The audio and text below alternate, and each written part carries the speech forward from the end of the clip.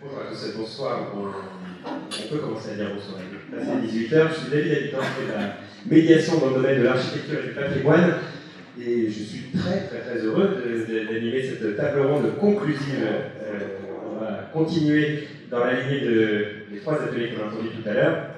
La problématique générale de la journée, je rappelle, l'aménagement de la montagne de demain, avec en filigrane, bien sûr, l'évocation du rôle de l'architecte. Nous sommes ici à l'initiative de l'Ordre des architectes Auvergne-Rhône-Alpes. Une question qui a été déclinée sur trois thématiques précises. Je rappelle, le premier atelier, c'était habiter à l'année face à la pression touristique. Et puis, on s'est intéressé à la réhabilitation des infrastructures existantes. Et juste à la fin, nous entendions une discussion autour du paysage et des déplacements. On va désormais tâcher de faire la synthèse de tout ça et le complément. Synthèse et complément à la fois. Synthèse, car derrière la double question de notre discussion, quelles sont les problématiques d'aujourd'hui, quels sont les possibles de demain. On va pouvoir revenir sur tous les sujets précédents, évidemment, mais complément également, parce qu'on a de nouveaux intervenants pour pouvoir échanger, et puis de nouveaux intervenants d'une part, et avec des nouvelles fonctions aussi, ça va ouvrir encore le débat. Ces intervenants, pour les citer, je vous les présente dans un instant, Marina Ferrari, Xavier Rosel, Sylvain Charlot, Thibaut Bogard et Jean-Marc Félix, que vous avez déjà vu. Vous allez également pouvoir intervenir. On va essayer de faire 2 temps de questions-réponses pour compenser cette dernière table ronde où, désolé, on a un petit peu pressé le pas et voilà, on n'a pas pu avoir des questions juste avant. Donc voilà, un petit temps de questions-réponses au milieu de notre discussion et un temps un petit peu plus long tout à l'heure, vers 19h, avant de clôturer cet après-midi de discussion. Et puis une dernière chose, parce que c'est vrai qu'on n'a pas dit, mais cette discussion, comme tout l'après-midi d'échange que l'on a pu vivre ici, tout ça est filmé et diffusé en direct. Alors, d'abord, on salue ceux qui nous regardent depuis tout à l'heure, il y a un bon public constant, alors on les remercie de leur écoute, à eux également, mais ça me permet de vous dire aussi que, étant donné que c'est diffusé en direct, ça veut dire que la rediffusion est disponible immédiatement après. Donc voilà, si vous avez entendu des choses que vous avez envie de réentendre, si vous avez envie de revenir sur quelques éléments, la vidéo est disponible sur la page YouTube de l'Ordre des architectes Auvergne-Rhône-Alpes.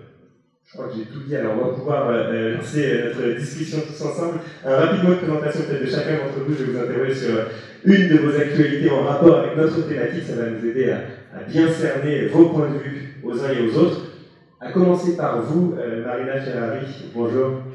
Bonjour. Vous êtes députée de la Savoie, conseillère municipale d'Aix-les-Bains.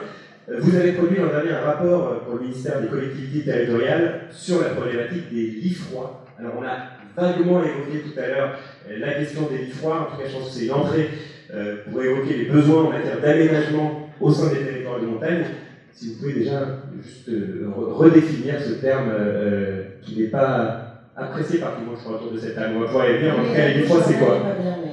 Bon, c'est une terminologie qui existe malheureusement depuis plus de 20 ans, 30 ans même. Maintenant, on entend parler des lits froids, notamment en montagne, mais c'est aussi vrai sur le littoral aujourd'hui. Alors, c'est quoi un lit froid? C'est un lit qui est occupé moins de 5 semaines par an, voilà, quand il est froid. Après, il tiédit, et après, on dit qu'il est chaud.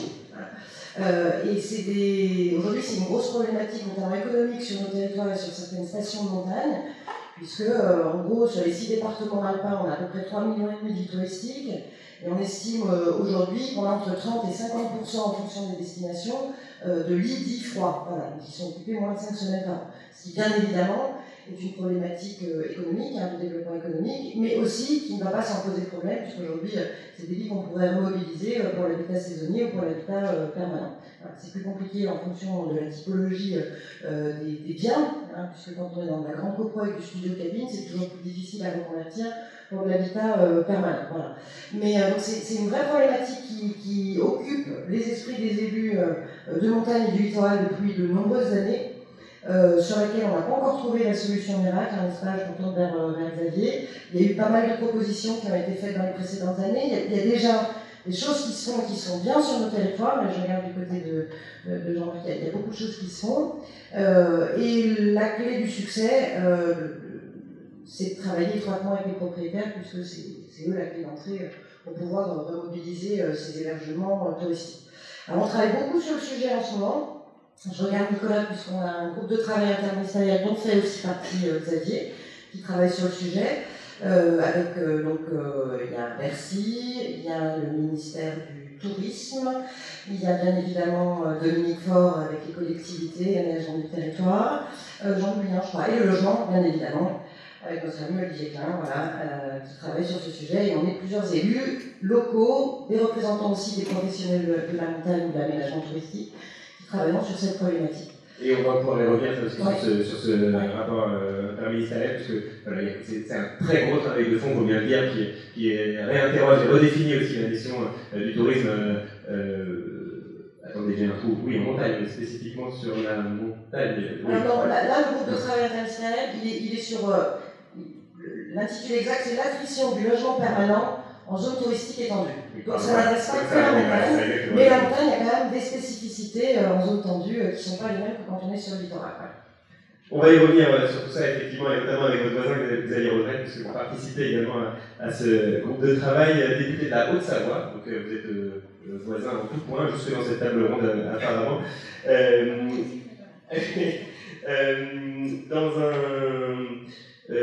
Oui, alors, toujours sur ces mêmes questions, ces entrées, on va dire, pour évoquer les besoins en matière d'aménagement au sein des territoires de montagne. Je voulais évoquer juste un amendement que vous avez défendu dans le cadre du projet de loi Finances 2023, c'est pour étendre la majoration de la taxe d'habitation sur les logements secondaires. Un dispositif qui existe aujourd'hui, je crois, uniquement en zone tendue, c'est bien ça, et que vous avez proposé d'étendre. Voilà, si vous pouvez peut-être juste compléter effectivement la proposition que vous avez faite qui a été adoptée. Oui, juste avant, il faudrait regarder est-ce qu'il y a des résidences secondaires dans la salle. Bon. Alors, je récupère des clés la semaine prochaine et je vais devenir un résident secondaire dans une semaine. Alors voilà, je vais vous écouter. En fait, c'est un amendement qu'on travaille depuis des années avec le gouvernement, de l'AGAPA, et en fait, le principe était simplement de rééquilibrer un peu résidence principale et résidence secondaire, ce qui sera un peu le sujet sur lequel je reviendrai tout à l'heure. Et cet amendement, la taxe d'habitation, elle a été supprimée pour tout le monde, sauf pour les résidences secondaires. Et ça sera la possibilité qui sera donnée au maire de faire ou de ne pas faire avec son conseil municipal, de surtaxer la taxe d'habitation qui restera pour les résidences secondaires de 5 à 60%. C'est pas ça qui va révolutionner nos problématiques de logement en station, mais ça va permettre pour les maires qui voudront le mettre en place, de mettre en place un budget complémentaire qui devrait être alloué pour faire de la résidence principale ou du locatif. Pardon, c'est pas ça qui, évidemment, un élément, c'est un élément parmi d'autres. Est-ce qu'il y a peut-être aussi un rôle d'affichage aussi, c'est quelque chose de, à l'inverse, jusqu'à présent, si les résidences secondaires qui vont accès, ça pouvait les favoriser d'une certaine manière. Il y a aussi un changement de discours politique. Alors, c'est pas les. Parce que ça reste quand même modeste, quand vous prenez 10% d'augmentation, 20% d'augmentation, c'est pas ça qui va changer la destination du logement. Je pense que l'objectif principal est d'avoir une recette complémentaire pour les maires qui le mettront en place, et c'est bien d'autres outils qui permettront, et on en parlera si vous voulez après, de rééquilibrage entre la résidence principale et la résidence secondaire. Parce que sur cette circonscription, vous avez à peu près, en France, vous avez un logement sur 10 qui est la résidence secondaire, et on est à peu près les champions du monde sur le sujet, donc on aime bien avoir une résidence secondaire en France. Et pour vous donner une idée, le déséquilibre résidence principale et secondaire, il est flagrant. Ici, à peu près, dans le milieu roulant, c'est 60% de résidences qui sont des résidences secondaires. C'est-à-dire que sur 100 logements, vous en avez 70 qui sont sur de la résidence secondaire. Et si on prend la commune de Megève, qui est juste à côté, dans les années 80, 5200 habitants. Aujourd'hui, moins de 3200. Donc elle a perdu en 35 ans 35%, un peu plus de 39% de sa population permanente. Et je pense qu'on a d'autres exemples du même type, effectivement, ça va faire partie de notre état des lieux qui, voilà, pour dresser un petit peu le portrait des territoires de montagne avec toute leur diversité aujourd'hui. Jean-Marc Peyex, bonjour, je rappelle que vous êtes le maire de Saint-Gervais-les-Bains depuis 2001, vous nous accueillez et nous en remercie vivement. Vous êtes conseiller départemental. Alors vous savez quoi, Jean-Marc Péex, les micros ont marché toute la journée, sauf ce matin quand vous l'avez pris, et ce soir à l'instant, qu'est-ce qui se passe? Peut-être, bon, on essaye comme ça, et sinon peut-être qu'il faudra en détendre les gens, mais sinon ça fonctionne très bien. Alors on y va, autant pour moi. J'étais en train de dire que vous étiez également conseiller départemental du canton du Mont-Blanc et vice-président du conseil départemental de la Haute-Savoie. On va décaler un tout petit peu le sujet pour cette première question d'entrée en matière. Vous avez écrit il y a quelques mois une lettre au président de la République pour lui demander d'agir face au surtourisme. Déjà un mot sur le surtourisme, ce que c'est, ce que ça représente ici particulièrement, et bien sûr on a envie de savoir aussi si vous avez répondu. Alors oui, il a répondu, il répond toujours. Et il est efficace, donc il n'y a pas de difficulté, puisqu'on a réussi à protéger le Mont-Blanc grâce à Emmanuel Macron, donc il n'y a pas grâce à ses prédécesseurs. Et c'est fait. Parce que je me bats pour le Mont-Blanc depuis 2003, donc il a fallu 2019. Voilà, donc il faut reconnaître ce qu'il faut reconnaître. Oui, il a répondu, mais le sujet il n'est pas aussi simple que ça. Moi, ce que je voudrais, c'est qu'il soit très simple. Le sujet, c'est remettre l'État dans son rôle, c'est-à-dire ses fonctions régaliennes, de donner les directions, mais surtout pas de donner les détails. Parce qu'aujourd'hui, on parle de lit chaud, de lit froid, ça veut dire à Val Thorens, puisque c'est binaire là-haut, c'est ouvert ou fermé, tandis que chez nous, c'est beaucoup plus compliqué, parce qu'un lit ici, il est occupé par le propriétaire, les enfants, la famille, les résidences secondaires, c'est loué, c'est pas aussi simple que ça. Et donc, la problématique, c'est que le surtourisme, ça concerne pas uniquement la montagne, ça concerne des endroits comme Venise, Barcelone, l'île de Pâques, il y a plein d'endroits dans le monde et en France, le Mont Saint-Michel, les Crotas, les lacs. Et moi, ce que je souhaite, c'est que l'État puisse donner le là, c'est-à-dire dire chaque site devra déterminer quelle est sa capacité d'accueil, à accepter. Alors, ça peut être un site urbain, ça peut être un site naturel, ça peut être à l'occasion aussi d'un événement. On ne fait pas des événements, il ne faut plus faire des événements n'importe où, ou utiliser l'Ultra Trail du Mont Blanc, le machin du Mont Saint-Michel, le truc de la Riviera, voilà ce qui fait vendre. Il faut au contraire qu'on devienne respectueux dans ce qu'on fait. Donc l'État doit fixer et dire aux collectivités, voilà, vous devez fixer et déterminer en adulte ce que vous devez faire de votre territoire. Et on a des gens qui représentent l'État dans le département, ça s'appelle des préfets. Et il faut redonner aux préfets leur rôle, c'est-à-dire d'appliquer avec les élus locaux les grandes directions qui sont données par l'État. Donc c'est ce que j'ai demandé au président de la République. Pourquoi? Parce qu'on se rend compte, par exemple, je vais parler d'Ultra Trail, mais à inventer une course par an supplémentaire, bon, c'est du business, tout le monde a bien compris que ça appartient à un gros groupe et qu'on peut faire du misérabilis environnemental ou du misérabilis handicap, hein, on peut donner des maillots solidaires, on peut tout faire. En attendant, l'Ultra Trail l'année dernière, alors on était dans un moment de grande sécheresse où ni la faune ni la flore n'avaient à boire, et on a fait passer sur des chemins sans se préoccuper des conséquences des dizaines de milliers de personnes, avec des risques d'incendie, puisque l'incendie n'est plus réservé au territoire inférieur, il est réservé aussi maintenant à la montagne. On a eu un incendie de forêt à 1800 mètres au Prarion, et imaginez 10 000 personnes et 20 000 accompagnants ou 30 000 accompagnants que vous laissez dans les bois en train d'applaudir, de fumer, voilà. Donc, si vous voulez, il faut maintenant arriver à maîtriser les choses et à plus faire les choses avec excès ou open bar. Et juste pour préciser, il y a une mesure concrète en œuvre qui peut vous permettre d'agir chacun sur sa commune sur ces questions-là, ou pour l'instant il y a une volonté, mais il va falloir la traduire. Je ne fais pas partie des gens qui pensent que l'État est un État-providence et que quand on fait un projet, c'est les autres qui le financent et c'est le maire qui l'inaugure. Voilà, ça c'est pas chez moi. Donc aujourd'hui, on a les outils. On a les outils puisque les élus donnent les autorisations. Il ne faut surtout pas qu'ils disent qu'ils ne peuvent pas. Parce que c'est le maire qui a le pouvoir de police. Et donc s'il ne veut pas qu'il y ait une manifestation, il ne l'autorise pas. Ou il en fixe les limites. Voilà, c'est aussi simple que ça.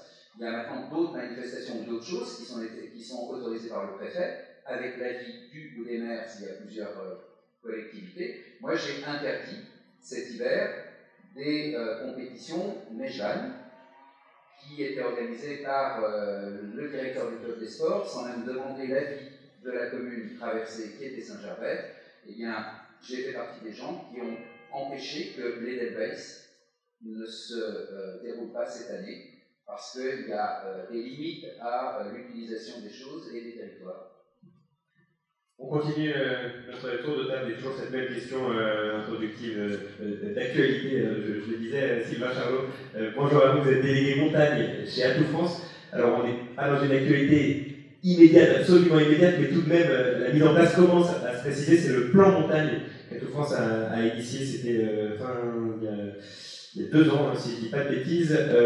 En quoi ça consiste, où est-ce qu'on en est et jusqu'à quel est le calendrier de ce plan montagne? Alors on est en plein dedans.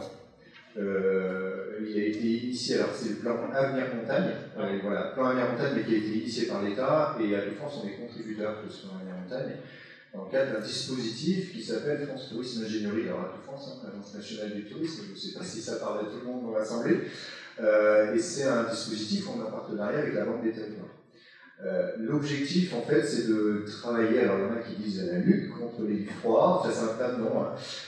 Nous, on a appelé ça rénovation des stations, juste simplement avec l'énorme longévité. Pourquoi on a appelé ça comme ça? En fait, notre objectif, c'est de travailler sur la rénovation de l'immobilier de loisirs, qui a été abordé d'ailleurs sur l'atelier 2 tout à l'heure, qui est un vieux sujet. Et l'enjeu, c'est comment on fait du neuf, comment on appréhende de façon un peu nouvelle ce vieux sujet. Donc la tâche elle est d'ampleur, vous imaginez, il suffit de regarder ici, mais dans toutes les destinations de montagne, on parle effectivement des volumes de résidences secondaires qui sont colossaux, mais effectivement les champions du monde en France, en montagne, en moyenne, dans les stations de montagne, c'est 90% du parc immobilier, c'est de la résidence secondaire. Une fois qu'on aura dit ça, on aura compris quel est l'enjeu et quel est le sujet qui est devant nous en tant qu'administrateur, en tant que concepteur, en tant qu'architecte et urbaniste. Donc ce sujet, en fait, il s'agit de le prendre sous un autre angle. Quand on parle d'immobilier de loisirs, historiquement, ça a toujours été pris sous l'angle d'un regard de tourisme, de commercialisation, de réponse à l'attente client.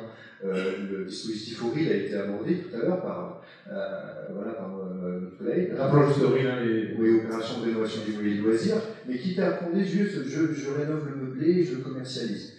Là, il s'agit en fait d'avoir un autre angle. L'angle qui est d'ailleurs le vôtre, au niveau de l'ordre des architectes.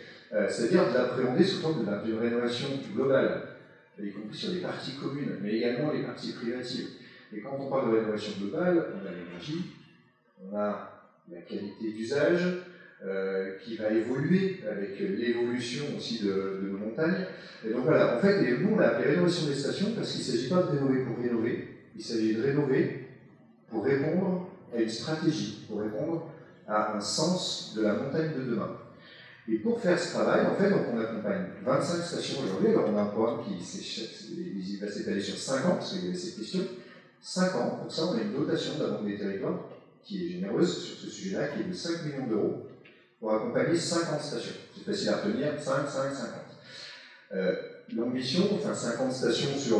voilà, il y a 250 stations qui vont être concernées vraiment par rapport à ce sujet, sur les 450 stations. Parce que 50 stations, finalement, ça influence sur les stations voisines, ça vous dit? Alors surtout, on va fonctionner sous forme d'appel à manifestation d'intérêt, donc c'est assez confortable pour moi d'être ici aujourd'hui, parce que Saint-Gervais en fait partie, Tignes en fait partie, et Saint-Maurice-les-Arcs en font partie.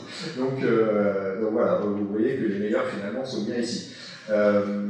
Mais blague à part, même si ce n'est pas une blague, en fait, on a travaillé sous forme d'appel à manifestation d'intérêt pour avoir des stations qu'on allait accompagner qui sont déjà dans le bon axe de réflexion, avec de l'audace, avec de l'ambition, avec des besoins réels, parce que être aux côtés de destinations en fait, qui n'ont pas pris la mesure de l'enjeu, on sort les rames, et puis au bout de 2 ans et demi, on ne relève pas grand-chose. Donc, en tout cas, on est sur un sujet de fond qui est éminemment complexe, parce qu'en fait, moi, je schématise souvent sous forme de la pelote de laine, on tient un sujet, et en fait, il y en a plein qui arrivent. Et donc, on a des problèmes qui sont d'ordre d'urbanisme, on a des problèmes qui sont d'ordre juridique, on a des problèmes de méthode, On a des problèmes qui sont éminemment techniques, bien évidemment, sociologiques, et financiers, bien entendu. Et c'est de se dire ici, ben voilà, comment on essaye de travailler ce sujet, trouver des solutions concrètes. Alors, on est à droit constant, mais on vient interroger justement la législation par rapport à ça, on essaie de toucher les limites. Donc voilà, on est en plein chantier aujourd'hui. On a des cas concrets de rénovation de copropriété, on en a une quarantaine qui ont été identifiés sur lesquels on va travailler. Je dis bien copropriété parce que c'est l'objet que tout le monde a délaissé parce que trop compliqué, et c'est 90% de notre parc. Enfin, 88% de notre parc. Donc voilà, on travaille là-dessus. Oui, c'est de la résidence secondaire, c'est des lits froids. Je fais partie de ceux qui n'aiment pas ce terme, parce que c'est stigmatisant, parce que ça ne respecte pas la libre jouissance de la propriété, parce qu'on a des propriétaires aussi qui louent, on a des propriétaires qui ne louent pas pour certaines raisons, mais qui vont occuper, qui vont prêter, etc. Et ça, quel que soit le type de destination. Mais en tout cas, il faut travailler avec l'usage, l'utilisation. Voilà, c'est un beau programme. Et on va, là encore, avoir l'occasion, je pense, de revenir dessus pour illustrer notre discussion. On termine avec vous, Thibaut Mogard, vous êtes architecte élu du Conseil national de l'ordre des architectes. Notre appel de discussion, je le disais, enfin, on le sait évidemment, c'est l'initiative du Conseil régional de l'ordre des architectes avec la volonté de faire remonter le sujet qui concerne bien au-delà de l'Auvergne-Rhône-Alpes, bien au-delà des territoires de montagne. Il y a aussi évidemment beaucoup de similitudes, en tout cas de liens, notamment avec les littoraux, on en a mis un mot tout à l'heure. De votre côté, Thibaut Mogard, au Conseil national de l'ordre des architectes, vous avez sorti l'an dernier un plaidoyer qui donne les grandes lignes des idées et des actions défendues par la profession. Il y est question de tout un tas de choses, d'équilibre des territoires, de politique de l'habitat, d'évolution des pratiques face au changement climatique, de la décarbonisation de la construction, mais il y a aussi une autre direction que j'aimerais bien vous laisser commenter, celle de la priorité donnée à la réhabilitation, réparer la ville, ainsi qu'il est écrit. Peut-être avant d'en voir des illustrations concrètes dans le cadre de notre discussion, rappelez-nous un petit peu cet enjeu, d'où est-ce qu'il vient et comment il se manifeste. Avant peut-être d'introduire cette notion de réhabilitation, je voudrais juste faire le rapprochement pourquoi on a édité ce plaidoyer. Le conseil était très simple, on a 36 000 communes en France, on a 30 000 architectes. Donc on est quasiment sur un ratio 1-1. Et j'ai fait le calcul, en Savoie, on a 459 architectes pour 273 communes, et en Haute-Savoie, on a 480 architectes pour 279 communes. Donc là, on est sur encore un autre ratio qui est plus favorable pour savoir, oui, l'architecte peut être une solution, et c'était donc la leitmotiv de notre plaidoyer. Ce plaidoyer, on l'a sorti juste avant les élections présidentielles, 16 mesures en découlent, et la réhabilitation est indéniablement une mesure essentielle. Pourquoi? Puisque le constat est très simple. Le XXe siècle était l'année du béton, le XXIe siècle est l'année de l'existant. Donc tous les enjeux sont là, réhabiliter la ville sur la ville, la station sur la station. Je pense que là on a eu des exemples ce matin, cet après-midi, très intéressants sur Tignes. Voilà.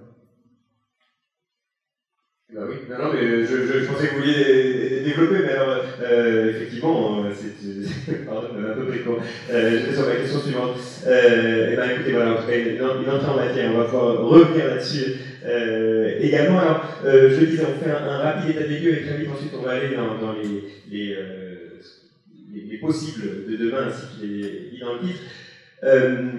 Il est comment le bilan? Parce que d'un côté, on entend à travers notamment toutes les présentations qu'on a eues cet après-midi, à travers ce que je disais à l'instant, Jean-Marc Peyex, sur cette prise de conscience face au surtourisme, etc. On peut avoir l'impression de quelque chose d'assez favorable et qui va évidemment dans le bon sens. Dans les faits, on est un petit peu en train de... Est-ce que d'une certaine manière, jusqu'ici, tout ne va pas encore trop mal, mais il y a quand même des choses qui s'annoncent dans les prochaines années qui peuvent considérablement changer le visage de nos territoires, et pas forcément dans le bon sens. Alors, peut-être pour reprendre un peu les différentes problématiques, la question du logement, la question climatique, la question de la dynamique des villes, est-ce que vous pouvez, chacun de votre point de vue, nous dire un petit peu votre position? Et peut-être pour ouvrir Jean-Marc Peyex, puisque tout à l'heure vous nous disiez un mot qui était assez réjouissant, d'entendre un maire voilà, qui va refuser des événements comme ça, qui sont plutôt ceux derrière lesquels on peut imaginer des communes courir derrière ce genre d'événement, est-ce que vous pouvez nous montrer un peu l'autre versant de la pièce aussi? Et j'imagine que c'est pas si rose que ça pour tout le monde dans tous les territoires. Non, effectivement, ce que je disais tout à l'heure, c'est qu'en fait, on n'est pas dans des règles qui peuvent être généralistes. C'est pas possible. Le métier que font les architectes, le métier que font les urbanistes, pas le métier, parce que c'est pas un métier, mais la fonction des élus, on est dans la haute couture, on est dans le cas par cas, on est dans l'adaptation. C'est pour ça que cet État qui a voulu décliner les règles depuis le principe jusqu'à son application, et on le voit dans les PLU, dans la suppression du COS, dans la suppression des minimums de surface de terrain, c'est une catastrophe pour nos territoires. Une catastrophe. Pourtant, il y avait des parlementaires, qui n'étaient pas que des rats des villes. Alors, imaginez ici qu'on construise sur 200 mètres carrés. Oui, est-ce que vous pouvez me dire un petit peu précisément voilà, vous imaginez qu'en face, dans un champ, vous allez avoir un bâtiment de 3 étages sur 200 mètres carrés de terrain. Mais c'est contre nature, quoi. C'est-à-dire qu'on ne tient pas compte du lieu. C'est pour ça que le projet il peut être très intéressant, mais il faut qu'il soit adapté. Ce n'est pas à la nature et au territoire de s'adapter, c'est bien au projet de s'adapter. Et alors, toujours sur cet état des lieux, mais juste en le décalant de quelques années, qu'est-ce que ça amène, pourquoi est-ce qu'il faut agir? Pourquoi est-ce que depuis tout à l'heure on entend beaucoup de manières d'envisager des projets d'architecture, des gestions de ville différentes de ce qu'on avait l'habitude de faire jusqu'à présent? Parce qu'on a repris le pouvoir, je pense. C'est-à-dire que hier, dans le développement, c'était des grands groupes, c'était des gros financiers, c'était des gros investisseurs. Mais en fait, les élus, les territoires étaient demandeurs parce qu'on avait besoin. Ça, c'est du mea culpa pour tout le monde. Il ne faut pas montrer du doigt. C'est factuel, c'est comme ça. Aujourd'hui, maintenant, on n'est plus à ce niveau-là et il faut qu'on ait le choix et qu'on tire les leçons de ce qu'on a fait. C'est tout. Pas pour accuser, pour essayer d'éviter et devenir beaucoup plus positif. Donc c'est simplement ça. Alors on fait le même métier avec les architectes, les urbanistes et les élus qui écrivent et qui font le territoire, c'est qu'on n'est pas des gestionnaires de l'instant. On programme des choses pour l'avenir. C'est la trace qu'on va laisser. Donc quand vous avez un élu qui ne fait que gérer les affaires courantes, eh bien vous pouvez vous dire qu'on n'a plus besoin des élus. Parce qu'on n'est pas du tout formaté pour gérer les affaires courantes. Ce sera dans les qualités de certains, mais pas d'autres. Donc en fait, on attend d'un élu qu'il donne une impulsion, qu'il ait un programme et qu'il écrive encore quelques partitions pour l'avenir. La même chose pour un urbaniste et un architecte. Donc c'est aujourd'hui ce qu'il faut faire, mais il faut qu'il y ait une partition. Si vous faites du one-shot et que vous n'avez que des projets qui n'ont aucun sens, et il y a malheureusement de nombreux exemples, c'est clair que vous aurez détruit quelque chose pour des décennies. On ne peut plus se le permettre, parce que notre planète ne peut plus se permettre, parce que nous ne le voulons plus. Marina Ferrari, on a tout à l'heure ouvert sur la question des lits froids. Pourquoi est-ce qu'on s'y intéresse aujourd'hui? D'une certaine manière, est-ce que si on avait une activité, même saisonnière, même uniquement hivernale, tout à fait florissante et assurée pour encore 3 siècles, est-ce qu'on se posait la question de la même manière? Alors, pendant des années, en fait, on a construit pour compenser. Et il y a eu des tas de mesures de défiscalisation qui ont permis qu'on continue à produire toujours plus de logements touristiques contre la montagne. Là où je ne suis pas tout à fait d'accord avec Jean-Marc, alors on va se rejoindre sur un point, c'est qu'il faut territorialiser les choses parce que d'une station à l'autre, d'une ville à une autre, on va avoir des contextes qui sont complètement différents. Pour autant, c'est vrai que la densification, aujourd'hui, ça a plutôt des vertus puisqu'on a tellement fait d'étalement urbain partout que si on continuait comme ça et si on n'était pas un frein à un moment, si je vais sur mon secteur par exemple, on allait complètement détruire notre paysage et limiter notre paysage. Donc, quand on est dans une ville de montagne, de moyenne montagne comme Aix-les-Bains par exemple, il faut faire accepter à la population le fait que l'on ait une densification du centre-ville qui arrive, etc., pour conserver des coteaux patrimoniaux, pour conserver des respirations. C'est pas évident à faire comprendre aux gens aujourd'hui. Je crois qu'il ne faut pas avoir peur non plus d'amener des nouvelles formes architecturales et de reconstruire la ville sur la ville. Il y a des nouvelles lois qui ont été votées, comme la fameuse ZAN, zéro artificialisation nette, qui fait couler beaucoup d'encre. Si j'en comprends, pareil, la philosophie, c'était indispensable aussi. Pour autant, sur certains territoires, et notamment les nôtres, on est très contraints, c'est compliqué. Mais à un moment, moi, je pense qu'il faut qu'on mette un terme à la construction en montagne. On a trop construit sur certains secteurs. Et on a finalement, quelque part, dévisagé. Donc l'enjeu aujourd'hui des Bifroids, au départ c'était un enjeu économique, aujourd'hui c'est aussi un enjeu de réhabilitation du parc, puisqu'on ne va pas continuer l'étalement en montagne. Donc il faut absolument qu'on remette ces hébergements à la fois sur le marché touristique, mais aussi on a des populations qui vivent chez nous à l'année, ou des saisonniers, et aujourd'hui on n'arrive plus à les loger. Et ça, malheureusement, ça descend dans les vallées, et on a la chance d'être dans 2 départements, en tout cas pour Savoie et Haute-Savoie, qui sont extrêmement attractifs, où on a en plus une activité économique qui est florissante. Et aujourd'hui, nos jeunes ne peuvent plus rester au pays. Donc alors, le job après des élus, et notamment des élus nationaux que nous sommes avec Xavier, c'est d'essayer de trouver des dispositifs législatifs pour répondre à ces problématiques. Alors, je vais prendre 3 axes. Le premier axe, c'est l'axe de l'urbanisme, donc les textes qu'on pourrait prendre. L'Association nationale des maires des stations de montagne pousse beaucoup, par exemple, pour qu'on arrive à créer des zonages spécifiques pour l'habitat permanent dans les documents d'urbanisme. Alors ça, c'est compliqué parce qu'on s'attaque au sacro-saint droit de la propriété en France. Vous achetez un appartement, vous faites construire votre chalet. Demain, si vous décidez de le louer ou d'en faire de l'hébergement touristique, qu'est-ce qui vous en empêche? Donc ça veut dire qu'on a un travail à faire là-dessus. Je pense que ça va être assez compliqué, mais en tout cas, on n'a pas fermé la porte à une réflexion sur le sujet, sachant que le législateur passe son temps à s'attaquer au droit de la propriété. De toute façon, à chaque fois qu'on fait un truc, en général, on en rend un petit peu. Le deuxième volet, c'est la fiscalité. Donc on peut jouer sur la fiscalité, qui a parlé tout à l'heure, Xavier, de la taxe d'habitation sur les résidences secondaires. Il y a eu toutes les mesures d'incitation fiscale, donc pourquoi ne pas repenser des nouveaux dispositifs d'incitation fiscale pour la rénovation, pour la réhabilitation. C'est pas l'envers du temps, tellement en ce moment, parce que les petites contraintes budgétaires font qu'on a un peu de mal à convaincre Bercy sur ce genre de choses, mais moi je suis quelqu'un d'assez pragmatique et je pense qu'on ne peut pas faire bateau sans carotte, pour parler clairement. Et que pour inciter à un moment les propriétaires à refaire leurs biens et pour éventuellement les remettre sur le marché derrière, il faut les aider parfois à le faire, parce qu'en plus en montagne, comme vous le savez, on a des contraintes qui imposent des coûts de rénovation qui sont bien plus importants que si vous avez le studio cabine à la grande matin. Voilà. C'est pas tout à fait la même chose. Et puis le dernier volet, c'est l'évolution législative, et j'en ai parlé notamment par rapport à ce droit de propriété qu'on pourrait plus encadrer.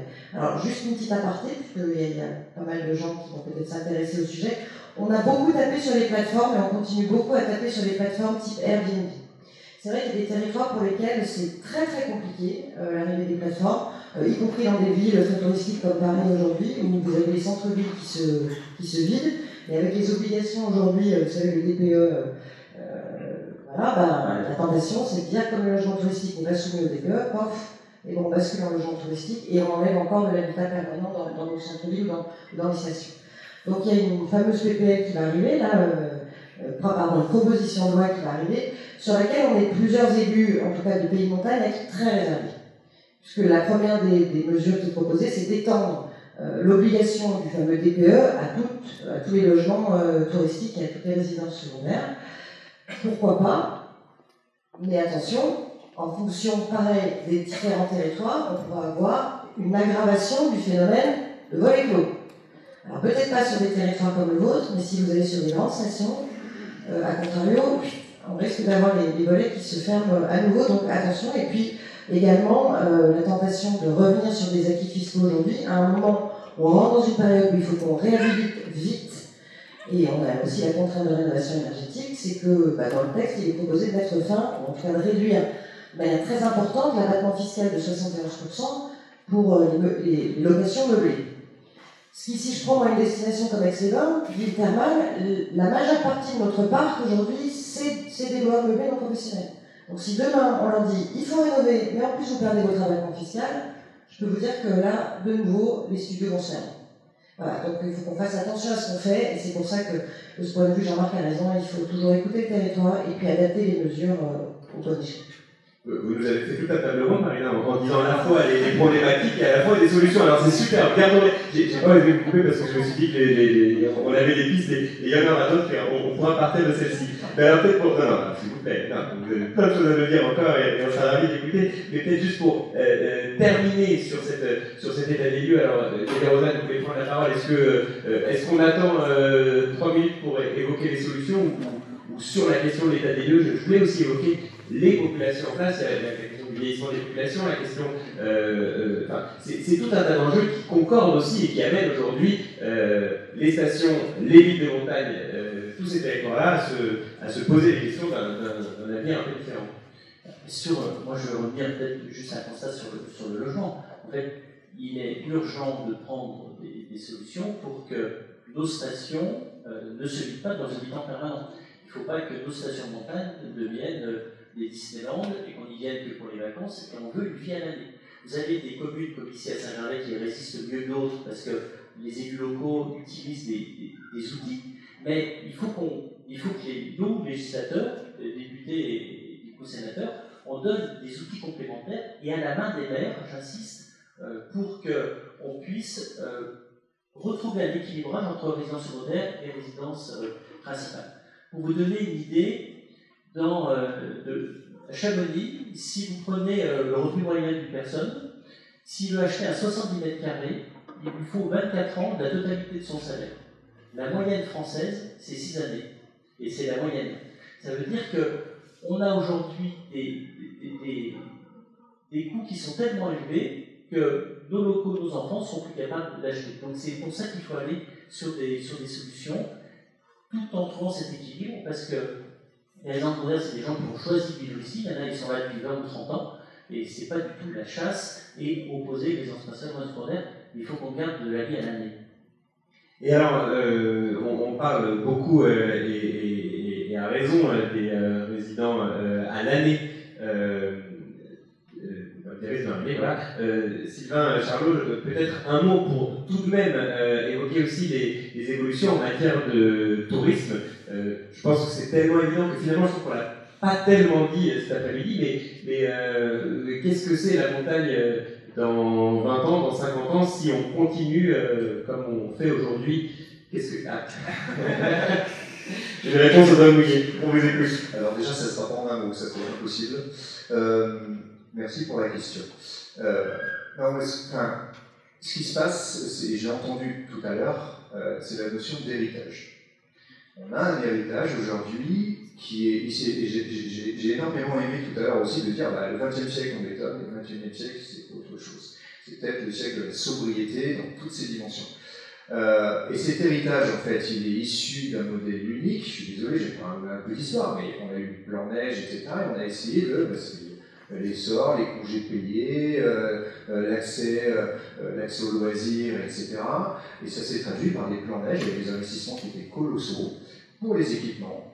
Et il fallait financer l'hébergement. Le tourisme, c'est quelqu'un qui séjourne, donc il faut de l'hébergement. Et pour l'hébergement, on a mobilisé l'épargne des Français qui était disponible en masse, et donc on a la résidence secondaire. On a un héritage qui est adossé à un modèle. Ce modèle, il a vécu, la montagne, elle change, le changement climatique, il est impactant, avec des échelles de temps qui vont être radicalement différentes entre certaines destinations. On est déjà dans le mur dans certaines destinations, on est déjà confronté en fait à un changement radical en fait, des activités, et c'est dur, le réveil c'est un matin douloureux, il y en a d'autres où on sent que le matin il va être dans quelques années, et d'autres où c'est un petit peu plus loin.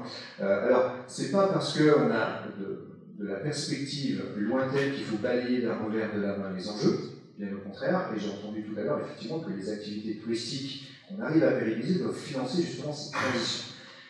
Quand on parle de transition, en fait, elle n'est pas que climatique, énergétique, elle est sociale. Et l'âme de fond, on voit venir aujourd'hui, il suffit de regarder la jeune génération aussi, elle n'est pas du tout câblée, elle n'a pas le même logiciel que nous.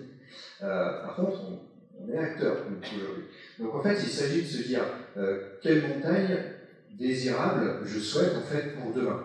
Et ça, je pense que c'est chaque territoire aujourd'hui. On est parti d'un modèle unique et aujourd'hui on a des spécificités, des habilités territoriales. Et je pense que c'est chaque territoire qui doit avoir cette vision. On a eu des gens qui ont exprimé des visions dans les tables rondes et je trouve ça passionnant. Et c'est Raymond Vincent qui est inspecteur à l'éducation nationale, on est un peu hors champ là, mais il dit l'avenir appartient aux audacieux, à ceux qui cherchent et ceux qui prennent des risques. Et je pense qu'aujourd'hui, il nous faut des élus, des techniciens, des concepteurs qui sont audacieux. Les audacieux d'hier ne seront pas les audacieux d'aujourd'hui. Pourquoi je dis ça? On avait des audacieux en montagne qui s'appelaient Émile Allais, Laurent Chappy, il fallait construire un devenir, etc. Et aujourd'hui, l'audace, il doit être focalisé sur autre chose. Alors l'avenir, je ne dois pas avoir la prétention de dire quelle sera la montagne en 2050. C'est quelles sont les montagnes. Ma question, c'était surtout, pardon, excusez-moi, parce que quelle serait la montagne en 2050 si on continue le modèle, alors, le modèle qui commence peut-être aujourd'hui à évoluer, mais en tout cas le modèle il y a 10 ans ou il y a... Le modèle, il a été théorisé, qui s'appelle, alors ça tombe bien parce qu'on est en Haute-Savoie, on est dans le pays du fromage, c'est la théorie du pain et du fromage. Le pain, c'est j'ai des équipements touristiques, etc. Et le fromage, je construis des hébergements parce que j'arrive à prouver que j'ai besoin d'hébergements. Mais comme j'ai des hébergements, ça vaut le coup parce que je peux investir dans mes équipements. Et comme j'ai des équipements, il faut. Et au bout d'un moment, acte 1, c'est le surpoids et acte 2, c'est le cholestérol. Et en fait, là, il faut essayer d'éviter de tomber, on parle de la santé publique, il faut éviter justement d'avoir quelque chose qui devienne toxique. Pour éviter ce niveau toxique, il y a un moment où il faut se poser la question du besoin. Il faut passer en fait d'une politique de développement d'aménageurs, c'est-à-dire que le moteur du développement de nos montagnes, ça a été l'immobilier. On ne va pas se mentir. Je regarde à travers la vitre, ça a été l'immobilier. Aujourd'hui, le moteur doit être la réponse aux besoins. Quel est le besoin? Et en fait, on se rend compte que finalement, le diagnostic du besoin, il n'est souvent pas posé. Et on va souvent très vite vers les solutions. Je sens qu'il faut faire ça. Oui, on voit là dans les différentes propositions qui ont été faites dans le groupe de travail par les inspecteurs généraux, une proposition douce qui dit on va faire des tests ex post, des mesures. Donc une fois qu'on les aura mises en place, on va faire un test avec des mesures pour vérifier si ces mesures sont efficaces. Bon, on est déjà dans la solution. Mais quel est le besoin? Et le besoin, en fait, il va être variable d'un territoire à l'autre. On est tous inquiets par zéro artificialisation des sols. Moi, je me suis juste amusé à faire une projection, j'en parlais avec Guillaume tout à l'heure. L'évolution, quand on regarde les planifications territoriales, toutes les communes misent sur 1% d'augmentation de la population par an en moyenne. 1% d'augmentation de la population en France, c'est ce qu'on aura en 2070 par rapport à aujourd'hui. D'accord? Donc, c'est pas 1% par an. En 2070, on aura 1% de plus de population par rapport à aujourd'hui. Le tertiaire, plus personne n'a investi dans le tertiaire parce que c'est pas rentable, plus personne n'a besoin de tertiaire, on a déjà un surstock de tertiaire. On est en train de travailler la vie autrement, les circuits courts, les produits, ils vont pas passer par des plateformes de logistique, etc. dans tous les sens. Donc ça pose la question aussi. Vous voulez dire qu'on a moins besoin de construire que ce qu'on pourrait. Je sais pas, en fait, dans l'ancien logiciel. Et ça, c'est valable pour le logement de la population permanente. Et quand on parle en fait d'une montagne de demain, nous on dit que cette montagne, elle doit être sobre, elle doit être accessible au sens à la fois mobilité, mais à la fois financière, elle doit être inclusive et elle doit être vivante et habitée. Effectivement, on a tous la crainte du vivant. Et cette montagne vivante et habitée, c'est pour qui, pourquoi, quand, comment, enfin le fameux, les 7 critères hein, que j'ai du mal à faire l'acronyme à chaque fois. Mais en tout cas, voilà, il y a un vrai besoin de diagnostiquer aujourd'hui, de se dire quel est mon parc, comment il est constitué en hébergement touristique, en hébergement permanent, en hébergement vacant, de quoi je dispose, quelle est sa qualité, quelle est même sa qualité architecturale, qu'est-ce que je peux faire dessus, mais quel est le besoin de la population aujourd'hui, mais en termes de projection, vers quoi je vais, et comment je peux inclure aussi la mobilité résidentielle. Et ça, je pense que c'est des vraies questions, où on a une forme de carence en matière d'appréhension, et ça va être très variable. Et quand on parle de logement de la population permanente, ça se fait pas à l'échelle d'une commune, ça se fait à l'échelle d'un territoire. Et quand on dit, oui, mais moi je ne peux pas loger la population sur place, mais est-ce qu'ils ont envie d'habiter ici? C'est une vraie question. Et puis quand on dit aussi, on dispose d'un parc immobilier, on va le transformer en résidence permanente. Alors ce que j'accepte pour une semaine, est-ce que j'accepte pour une année? On a une typologie de parc qui n'est pas forcément adaptée.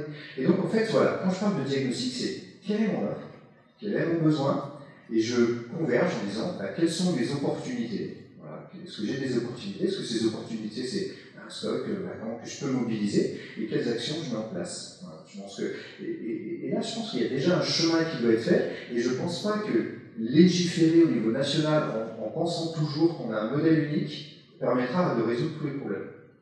Et bien alors, peut-être raison de plus, alors si on n'a pas un modèle unique, d'ouvrir un petit peu la discussion pour le partager, cet état des lieux. Alors si vous voulez peut-être compléter, et avant qu'on aille un peu au-delà, en évoquant quelques pistes de solutions, les différents leviers qu'on peut actionner pour faire évoluer tout ça. Voilà, est-ce que, peut-être et voilà, une question au deuxième rang, peut-être on va vous donner un micro.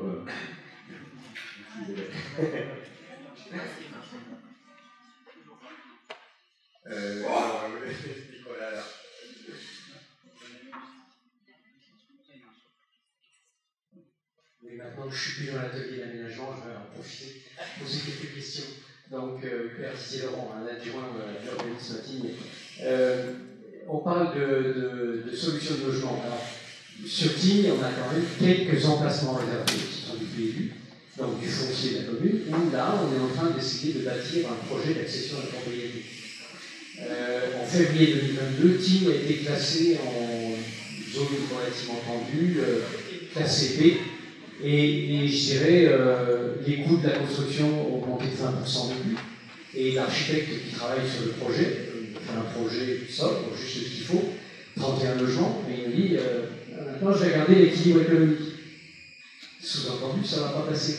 Donc, on s'adresse à nos députés pour dire écoutez, il faut passer en zone de logement A avec un plafond de ressources qui permettent d'accéder à ces logements sociaux. C'est indispensable, sinon le coût de la construction va évoluer plus vite que l'autorisation qu'on nous a donnée. Est-ce que vous pouvez juste préciser de passer, A, B, c'est ou pas? Est-ce que ça implique derrière les... C'est un plafond de ressources auxquelles effectivement des ménages peuvent prétendre pour accéder à du logement social. Donc plus on est tendu et plus c'est ouvert à des... Voilà, donc voilà. Aujourd'hui il faut changer de zone parce qu'effectivement le coût de la construction nous a rattrapé. Il marche avec moi, je vous l'ai dit. Allons-y.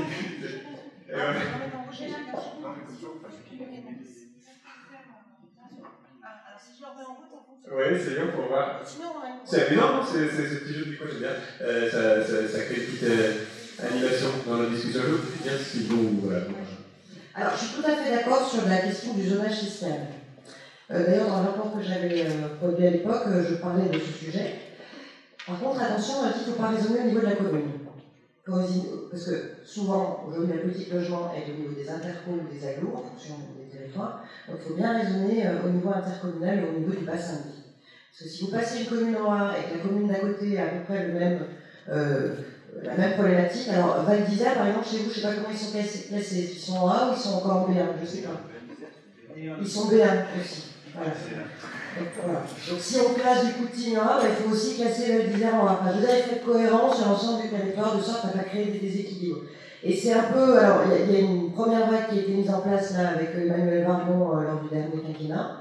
Il y a des zonages qui ont été revus, notamment ici, dans la vallée de Chamonix. 39 communes qui ont bougé. Mais moi, j'aimerais bien qu'on fasse cet exercice au niveau national et qu'on revoie tous les zonages. Alors, pour le coup, c'est un travail de longue haleine. Parce qu'il ne faut pas non plus qu'on s'amuse à l'apprenti sorcier et qu'on casse certains équilibres qui sont déjà très fragiles. Mais je vous rejoins sur cette nécessité de revoir les zonages.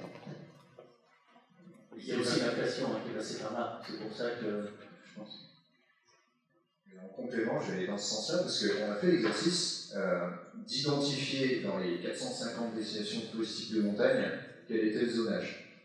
Donc le zonage, c'est A bis, c'est Paris, A, B1, B2, C. Et là, en fait, tout ce qui va être logement social, accession à la propriété, etc., les outils ne sont pas du tout basés sur les mêmes plafonds et donc les équilibres sont totalement inatteignables parfois quand on est hors zonage A.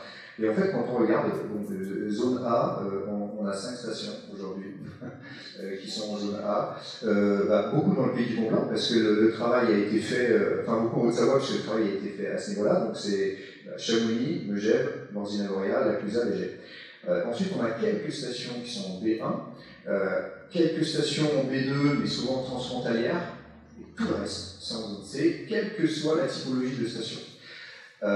Et en fait, c'est là que le bas blesse, c'est qu'entre les coûts d'acquisition et le niveau de revenus des ménages, on a une décorrélation totale. Et puis, on ne peut pas mobiliser les outils d'action de l'acteur public. et de 2. Et le bailleur social, lui, il n'équilibrera jamais. Donc en fait, je pense qu'aujourd'hui, effectivement, mais ça c'est quelque chose d'assez convenu finalement dans le mode de travail, qu'il faut certainement, je pense que la proposition était bien entendue, il faut réviser ce zonage.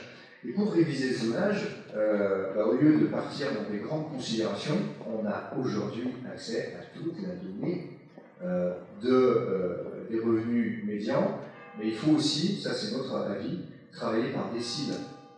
Parce qu'on peut avoir l'arbre qui cache la forêt, on peut avoir une moyenne de revenus très élevée, mais on peut avoir une moyenne, mais on peut avoir des très gros revenus en fait, qui tirent vers le haut cette moyenne, et derrière j'ai toute une tranche de la population qui ne peut pas se lever. Et donc je pense qu'il y a un travail, on parlait de haute couture tout à l'heure, et j'aimais bien, il y a un travail en fait qui doit être fait, mais la donnée, elle est libre d'accès, elle est libre de droit, et on est en capacité aujourd'hui de faire des corrélations en fait, entre les déciles de revenus et puis effectivement les coûts fonciers. Mais c'est un enjeu qui est de taille, et non seulement on a la problématique du zonage, mais on a également la problématique du surloyer ou SLS, supplément de loyer de solidarité, qui permet en fait d'avoir un pourcentage au-dessus du seuil pour pouvoir venir chercher les revenus intermédiaires. Et donc je pense que là il y a un travail assez fin qui doit être mis en place. C'est pas forcément des arrêtés qui viennent tomber tous les 3 ans qui dit ah voilà j'arrête que c'est telle commune qui est ABL. Non, je pense qu'effectivement il y a une finesse en fait à adopter pour répondre à ce besoin de la pression foncière. Alors peut-être à nouveau si on a une autre question sur cette état des lieux et comme ça ensuite on en a une là et une là-bas ensuite et on va pouvoir aller vers des parties de discussion. Alors voilà. Là et là. Merci beaucoup Isabelle. Bonsoir à tous, Lionel Bry, ancien élu de la commune de Nogel. J'ai une question qui n'a pas été abordée, donc toujours une question délicate, c'est sur la transmission du patrimoine. En sachant que dans une commune de Nogel, mais donc sur Saint-Gervais, des communes littorales, cette question est quand même délicate du fait de pouvoir transmettre à nos enfants. La quote-part qui est actuellement gouvernementale est aussi bien la même que nos stations, dans une commune en Corrèze ou en Lozère, où le prix de l'immobilier n'est pas le même. Donc certaines familles, on a évoqué tout à l'heure, n'ont pas forcément le revenu pour pouvoir transmettre ce patrimoine, ça coûte cher, en sachant que si vous transmettez à vos enfants, ça serait automatiquement le logement permanent, puisqu'il doit rester plutôt dans la région. Donc que faire les familles? Et c'est surtout un important, je pense, travail à faire par les élus. C'est vrai que le gouvernement n'était pas intéressé par trouver une solution puisque ça rapporte quand même énormément financièrement. Voilà, ça serait ma question. Et peut-être, Rosa, je vais vous donner le micro, effectivement. On en revient toujours à cette dissociation entre le niveau de vie sur un territoire donné et le coût du foncier qui, ici, effectivement, est particulièrement opposé. Vous avez raison, et moi, on a commencé à investiguer des solutions. On pourrait dire, vous avez une succession. S'il y a un engagement que, du coup, l'habitat soit de l'habitat permanent pendant 10, 15 ou 20 ans, à ce moment-là, on pourrait avoir du coup une déduction des frais de succession. Bon. Et puis, en creusant un peu, on se dit, bon, alors, il y a 3 héritiers. Est-ce que l'abattement, c'est sur les 3? Est-ce que c'est sur que celui qui va habiter à l'année? Donc c'est éminemment complexe, mais je pense que c'est une solution. Bon, il y a une autre solution qui ne plaît pas trop non plus à Bercy, mais quand vous avez une résidence principale, vous la vendez, vous n'avez pas de plus-value. Parce que c'est votre résidence principale. Vous avez une résidence secondaire. Si vous attendez 22 ans pour une partie et après 30 ans, vous n'avez plus du tout de droit, vous n'avez plus de plus-value.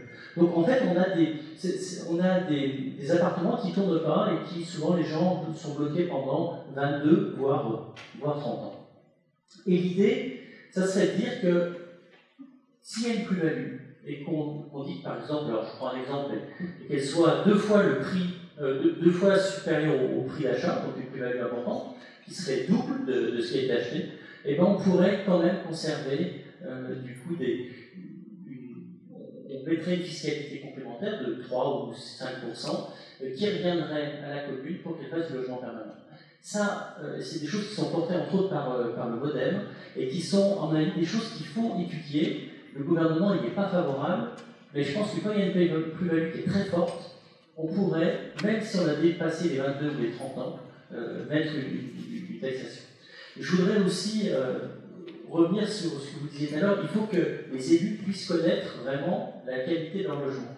Et donc, il y a une proposition de loi qui va arriver, qui est toute petite, et qui va toucher un peu les côtés touristiques en juin. Et puis après, j'espère, sur le logement, un projet de loi là, qui sera gouvernemental. Mais sur ce qui va arriver, qui est une proposition du groupe majoritaire, donc le MODEM Renaissance et puis Horizon, il y a l'idée qu'on donne la possibilité au maire de mieux connaître ses logements. Donc c'est mieux contrôler et mieux identifier les logements. Donc donner des outils pour que, aujourd'hui il y a des communes de plus de 200 000 habitants, elles peuvent mettre un enregistrement obligatoire pour réguler tout ce qui est plateforme. Ben nous, on pense qu'il faut donner la possibilité aux maires, à tous les maires de le faire. Sur les DPE aussi, on a 50% en montagne de passoires thermiques. Si vous louez à l'année, dans quelques années, vous ne pourrez plus louer des F et des G. Mais par contre, vous pourrez continuer de louer à la semaine du F et du G. Donc ça va encore abîmer du coup tout ce qui était loué là, en résidence principale. Donc on voudrait interdire également les F et les G à la location, mais donner à la possibilité au maire de déroger à cette obligation pour que ça soit le maire qui décide dans sa commune si on peut encore louer ou pas du F et du G. Et c'est pour ça que ce que disait Jean-Marc Péret, c'est qu'il faut vraiment donner des outils, mais à la main des maires. Voilà. Parce qu'il faut rénover nos 50% de passoires thermiques, mais par contre on ne peut pas le faire dans un temps mesuré. Donc je pense que donner un petit peu plus de temps et donner des aides seront nécessaires. C'est ce que disait Marina, de la carotte et un peu de bâton. Je voudrais compléter parce que vous avez vu qu'on a une petite divergence de vue. C'est que pour l'instant, moi je suis opposée au texte, voilà, parce que justement il me manque la carotte et que je pense que sans ça on n'y arrivera pas. C'est pour ça que je dis attention et puis on va encore demander aux maires de prendre des choses pour lesquelles on ne les a pas forcément consultés aujourd'hui, même si les élus locaux doivent aussi prendre la responsabilité. Et on va pouvoir faire réagir un maire qui est avec nous dans un instant, ou peut-être tout de suite, j'allais sinon. Allez-y, Jean-Marc Péret. Alors, moi, je suis un maire atypique, mais je pense qu'il faut arrêter de taxer les gens, il faut arrêter de leur taper dessus, il faut au contraire les récompenser. Je pense qu'il faut qu'on revienne au bon sens qui est le raisonnement à l'endroit. Et le raisonnement à l'endroit, c'est de remercier. Je vais vous raconter le Mont Blanc, la réglementation du Mont Blanc. Quand j'ai saisi le président de la République, en fait, on avait tous l'idée de faire la liste des interdits. Interdit de monter en vélo, interdit de monter en tricycle, interdit de monter avec... voilà.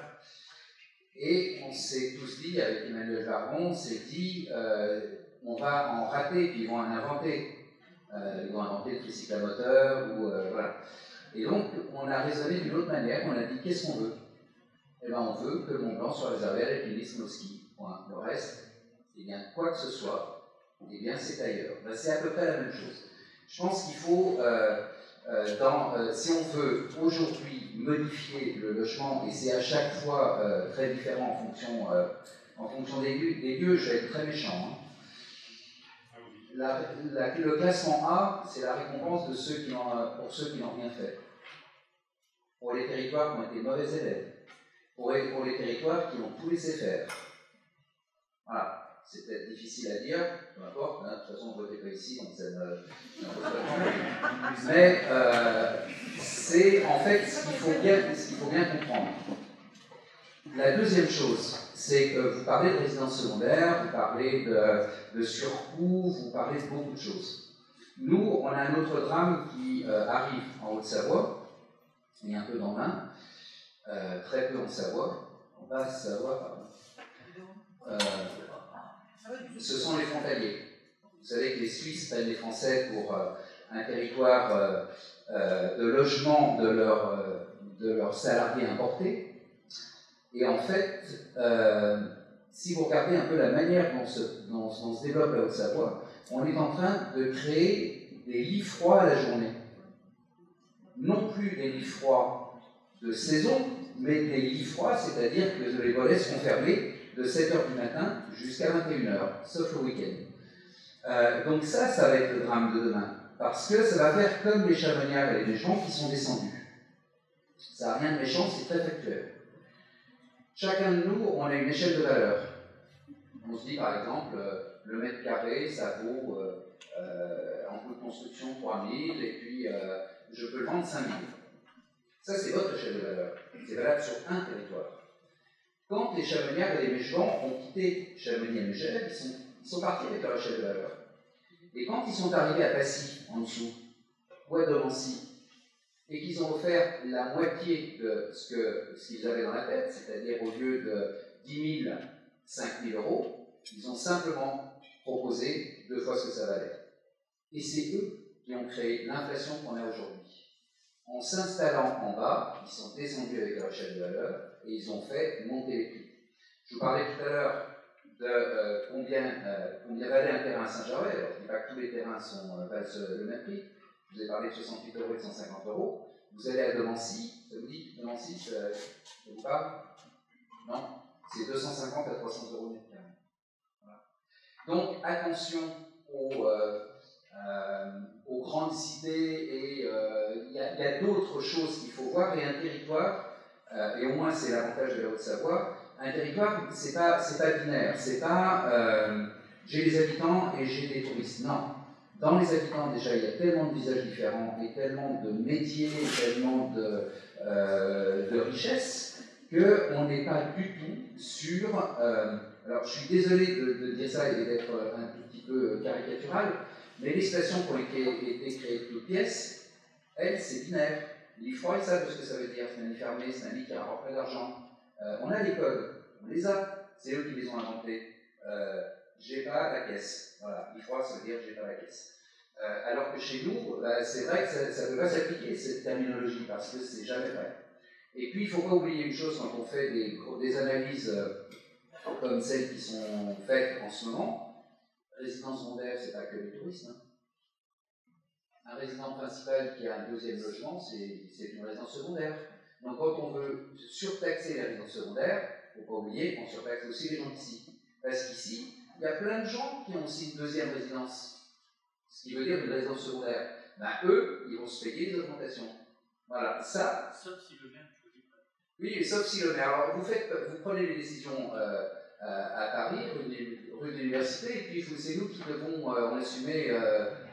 Non, c'est vous les prenez, on les prend. Après, à Paris, depuis des connaissances, c'est un ancrage d'ici, hein, donc c'est un aller-retour express. C'est vrai qu'on est d'accord. C'est un truc de... Sylvain Charles, un petit complément, et après on avait une question qui est de l'heure, je crois, il y en a une autre qui est arrivée depuis, alors on va vous écouter ensuite.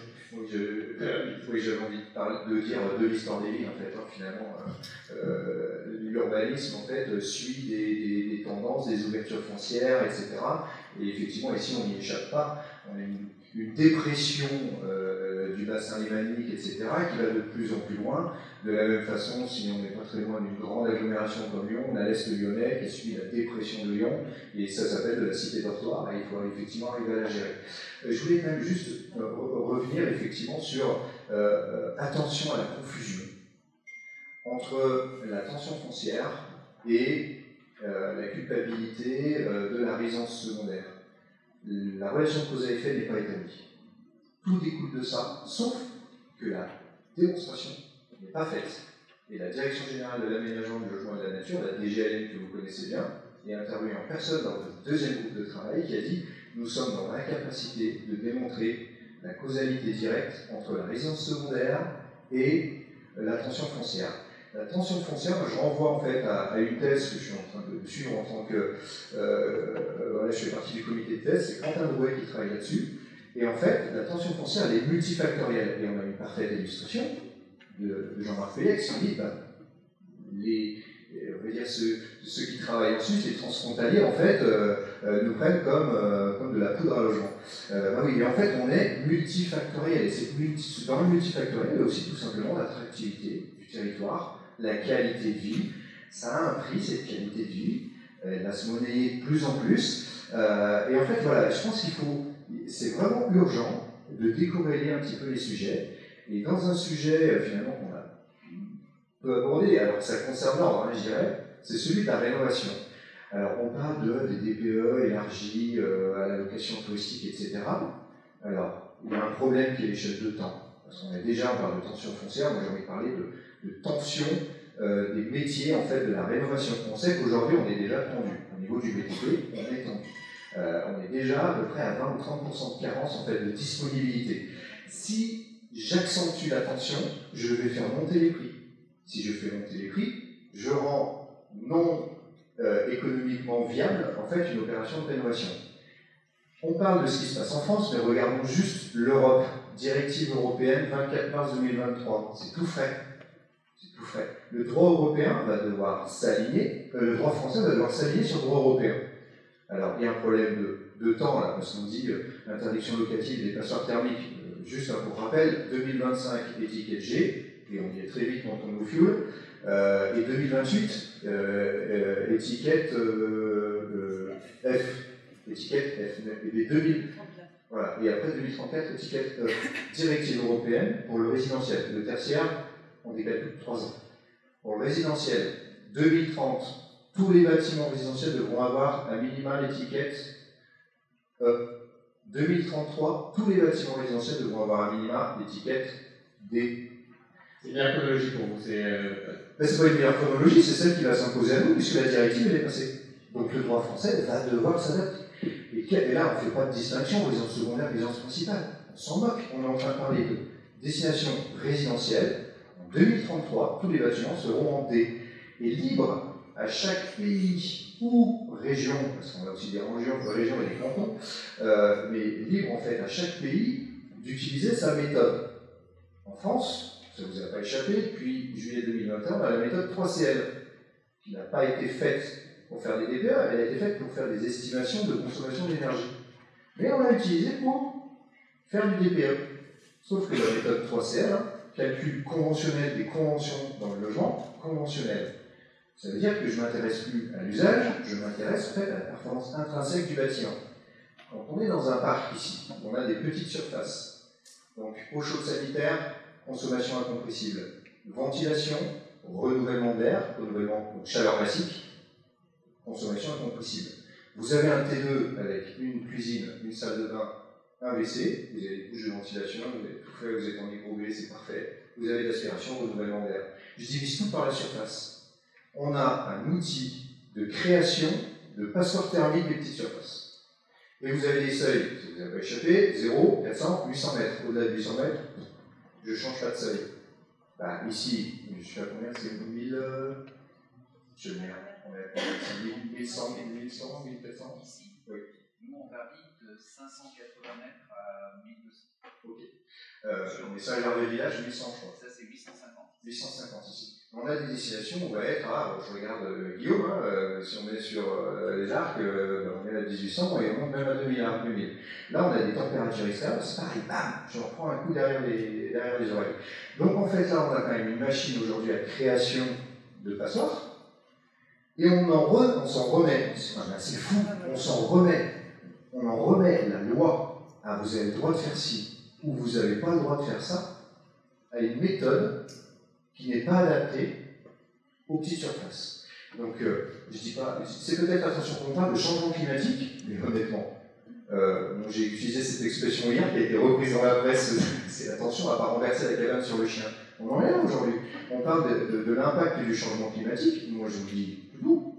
C'est que les obligations de rénovation par rapport à la performance énergétique arrivent bien plus vite en termes d'impact, parce que si jamais on perd le parc locatif, on plie bagage dans pas mal de destinations. Et je pense y compris sur Saint-Germain. La précision était nécessaire. Alors, vous avez le micro pour cette question que vous attendiez. On vous écoute, ça va écouter, attends. Oui, c'est un petit peu le problème. Bonjour. Je prends la parole juste pour revenir sur un petit point que vous avez évoqué sur le sur-tourisme. Jean-Marc, vous l'avez évoqué. En fait, sur-activité, sur-tourisme, sur-mono-activité, potentiellement.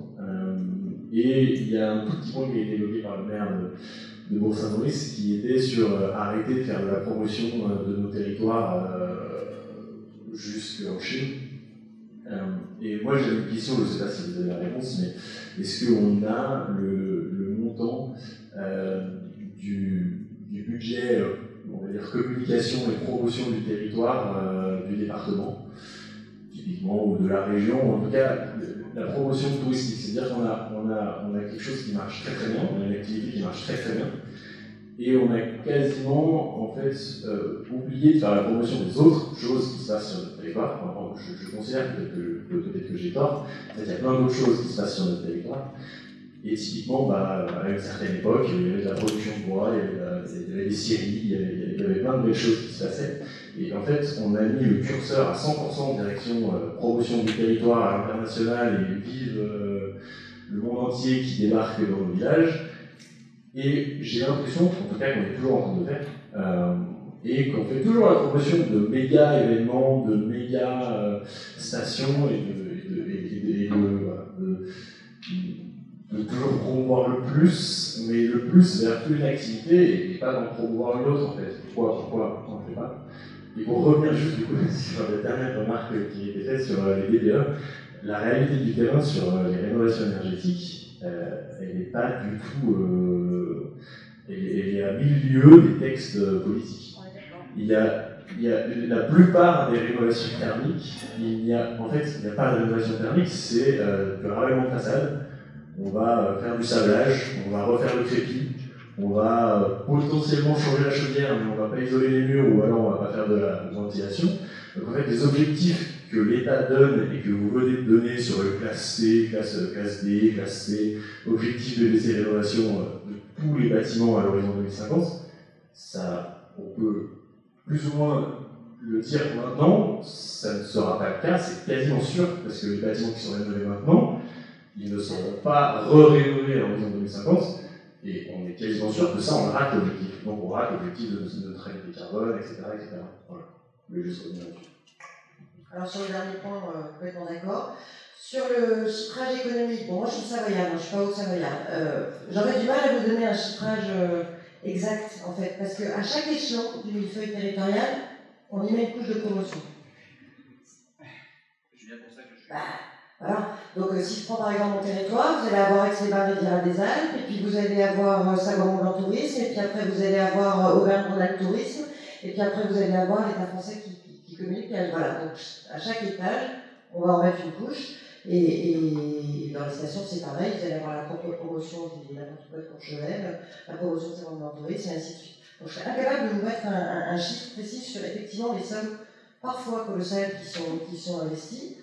Là où par contre je suis moins féroce que vous, je pense qu'on sait déjà, en tout cas les élus locaux, parce que moi je suis aussi élu local, ça fait quand même quelques années qu'on a plutôt travaillé à une promotion touristique, en tout cas sur mon territoire, beaucoup plus low. Voilà. On s'adresse davantage à une clientèle régionale aujourd'hui, et on développe aussi beaucoup la destination Lacus, ce qui n'était pas le cas en pays de Savoie-Mont-Blanc pendant un certain temps, donc on commence quand même à investiguer d'autres champs. Par contre, moi je suis contre aujourd'hui le ski bashing, je le dis, parce qu'on a aussi cette petite ritournelle qui existe, qui se développe de plus en plus sur, en gros, plus de ski, un sur le ski, etc. Moi j'ai rien contre le ski, pourtant je fais que du ski de fond, mais j'ai absolument rien. Ça reste un puissant moteur économique de nos territoires, et je pense que le ski va aussi vivre des mutations, est en train de faire sa lune aussi, mais on ne pourra pas se passer de la pratique du ski. Oui, oui, mais je pense qu'on est déjà en train de muter là-dessus. Enfin, Alors, et après, on reviendra sur le rôle de l'architecte qui vous regarde dans un instant. Mais peut-être sur cette question particulièrement, Jean-Marc, est-ce qu'on ne participe pas, est-ce qu'on ne se donne pas les conditions de ce surtourisme d'une certaine manière? C'était un volet de la question. Et l'autre volet, c'est aussi quid de la valorisation des autres atouts d'un territoire. On a beaucoup parlé effectivement de la montagne comme d'un territoire de sport d'hiver, et monsieur évoquait des séries, une économie, il y a d'autres choses aussi à valoriser. Alors, la question est intéressante parce que vous avez mis le doigt sur en fait deux types de stations, deux types de promotion et deux types de vision du tourisme. Vous avez le tourisme qui est vu par les gros opérateurs qui eux ont besoin de la masse. Les Sud-Coréens, les Indiens, les Chinois, les Ukrainiens, les Russes, etc. Et qui, pour faire marcher la machine station qu'ils maîtrisent totalement, puisqu'ils maîtrisent l'hébergement, les remontées mécaniques, le machin, le bidule et le truc, c'est pour ça qu'ils savent compter, eux, combien il y a de lits, combien il y a de clients, eux, ils savent tout. Ils tiennent la caisse. Donc là, effectivement, eux, ils ont besoin d'une communication percutante pour aller toujours chercher des clients. Pourquoi? Parce qu'ils ne sont pas pour la fidélisation du client. Eux, le client, chez eux, c'est une fois dans leur vie. La Sud-Coréenne, elle vient une fois à l'Aiguille du Midi. Elle ne viendra pas toutes les années. Elle ne reste pas une semaine, elle reste un jour. Voilà. Alors là, vous avez besoin de la masse. Et puis, vous avez la communication qui s'adresse avec d'autres produits et d'autres profils. Si vous prenez Saint-Gervais, vous avez un parking couvert qui a été livré à des artistes de craft. Les 13 demi-niveaux, c'est une œuvre d'art. On a rénové notre patrimoine cultuel, notre patrimoine ancien, notre patrimoine vernaculaire. On a fait beaucoup de choses et on offre autre chose, mais on n'en veut pas de ce tourisme de masse. Le problème, c'est que votre vision, c'est celle de Savoie-Mont-Blanc. Et quand vous regardez la promotion de Savoie-Mont-Blanc, c'est la promotion des grandes stations. Et c'est l'ignorance complète de ce que vous avez décrit, des autres richesses. C'est-à-dire qu'on a d'autres choses à montrer, d'autres choses à vivre. Et c'est la vraie différence entre un tourisme d'excursionniste qui nécessite d'aller chercher les clients le plus loin possible parce qu'on a besoin de beaucoup, d'un tourisme de séjour beaucoup plus doux et avec beaucoup moins d'impact environnemental. C'est-à-dire que vous aurez moins de transport, les gens vont rester 6 jours ou 7 jours, ils ne vont pas venir sur un jour et demi. Les Sud-Coréennes, quand elles arrivent à Genève, elles pensent quand même que l'Aiguille du Midi et Chamonix, c'est en Suisse. Hein. C'est pour vous dire l'intérêt pour le territoire. C'est-à-dire si, pour les magasins de marque qui sont dans la rue des marques, Chanel, Dior et compagnie. Mais, comment? Il y en a eu. Et ils ont essayé parce qu'ils pensaient justement... Il y a longtemps, bon, il y a quand même 2-3 ans encore, il y avait des magasins de marque. Et il y a beaucoup de magasins de marque à Chamonix, de grandes marques de vêtements qu'on ne retrouverait pas ici. Des marques de montagne.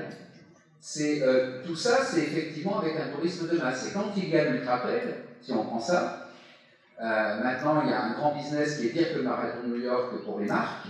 Et vous avez les marques qui sont partenaires en premier, et puis les magasins de Chamonix qui sont en second. Donc les gens ont déjà dépensé leur t-shirt à 150 €. C'est une autre vision du tourisme, mais c'est du business, moi ça ne me dérange pas. À une condition, c'est qu'on ne fasse pas l'amalgame. Et effectivement, quand on est sur Combloux, Megève, Saint-Gervais, pas sur Arly, pour prendre ici, on est plus sur un tourisme de famille, un tourisme de séjour. Voilà. Mais les deux doivent exister. Mais par contre, il ne faut pas faire l'assimilation entre... et ce que je regrette, et on le vit aujourd'hui, avec Savoie-Mont-Blanc, c'est effectivement qu'on donne plus l'image d'un type. Ah si. Ça a changé quand même. Ah oui, ça a changé.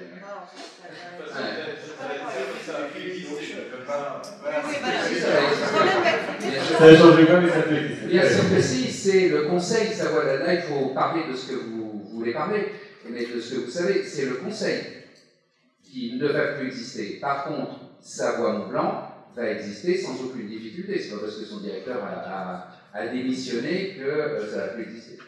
On va faire avancer le sujet. Je vois qu'en fait, il est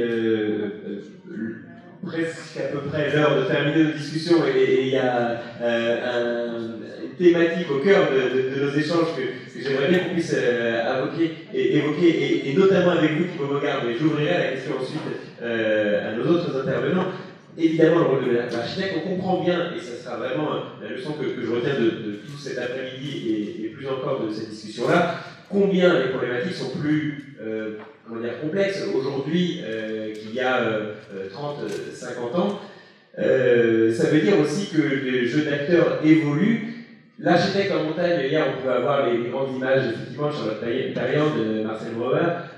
Qu'est-ce qu'il en est aujourd'hui si l'ordre des architectes organise cette discussion pour dire penser aux architectes pour travailler sur les territoires de demain, j'imagine que c'est pas pour faire un nouveau Flaine ou un nouveau Les Arcs. C'est quoi le rôle aujourd'hui de l'architecte et où est-ce qu'il doit intervenir selon vous, Thibaut Bogart? Moi, je pense que l'architecte doit intervenir à tous les échelons là aujourd'hui. C'est un rôle il est crucial. Je pense qu'il peut vraiment intervenir à tous les échelons. Quand je faisais tout à l'heure le parallèle en disant, bah, regardez, il y a 35 000 communes en France, il y a 30 000 architectes en France, enfin, le calcul, le ratio est simple. Et l'enjeu, je pense, le principal, c'est que l'architecte intervienne en amont du projet. Parce que je pense qu'il peut vous apporter des connaissances fines du territoire, des remarques, une compréhension très ciblée sur des problématiques urbaines, rurales, de montagne. Et je pense que j'invite vraiment nos maîtrises d'ouvrage à solliciter l'architecte en amont pour pouvoir co-construire avec eux des projets de renouvellement et d'aménagement sur le territoire.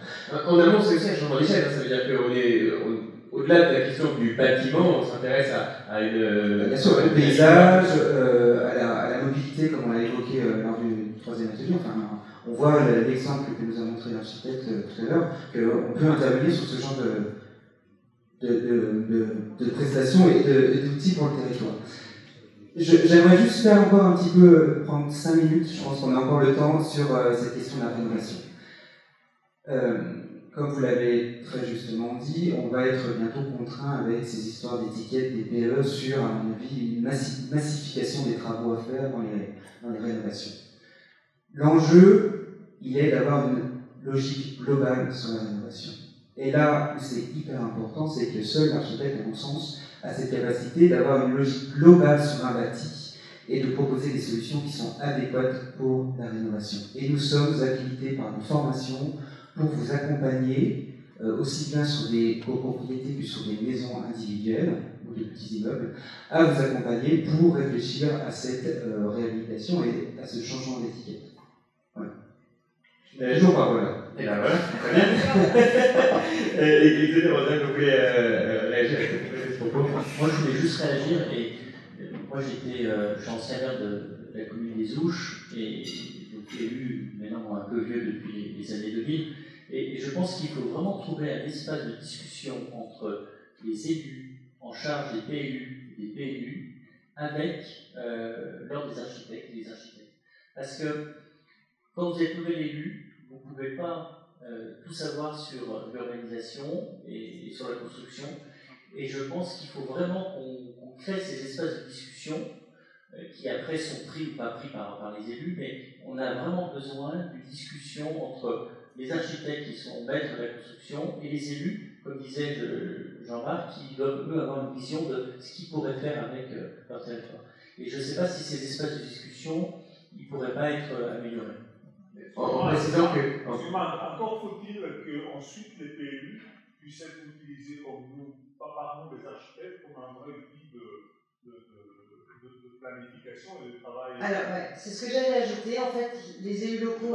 Est-ce qu'on peut répéter pour la vidéo de nos amis en direct, s'ils sont toujours là, on peut entendre la remarque. Que les PLU soient utilisés et construits de manière à être opérationnels et voilà.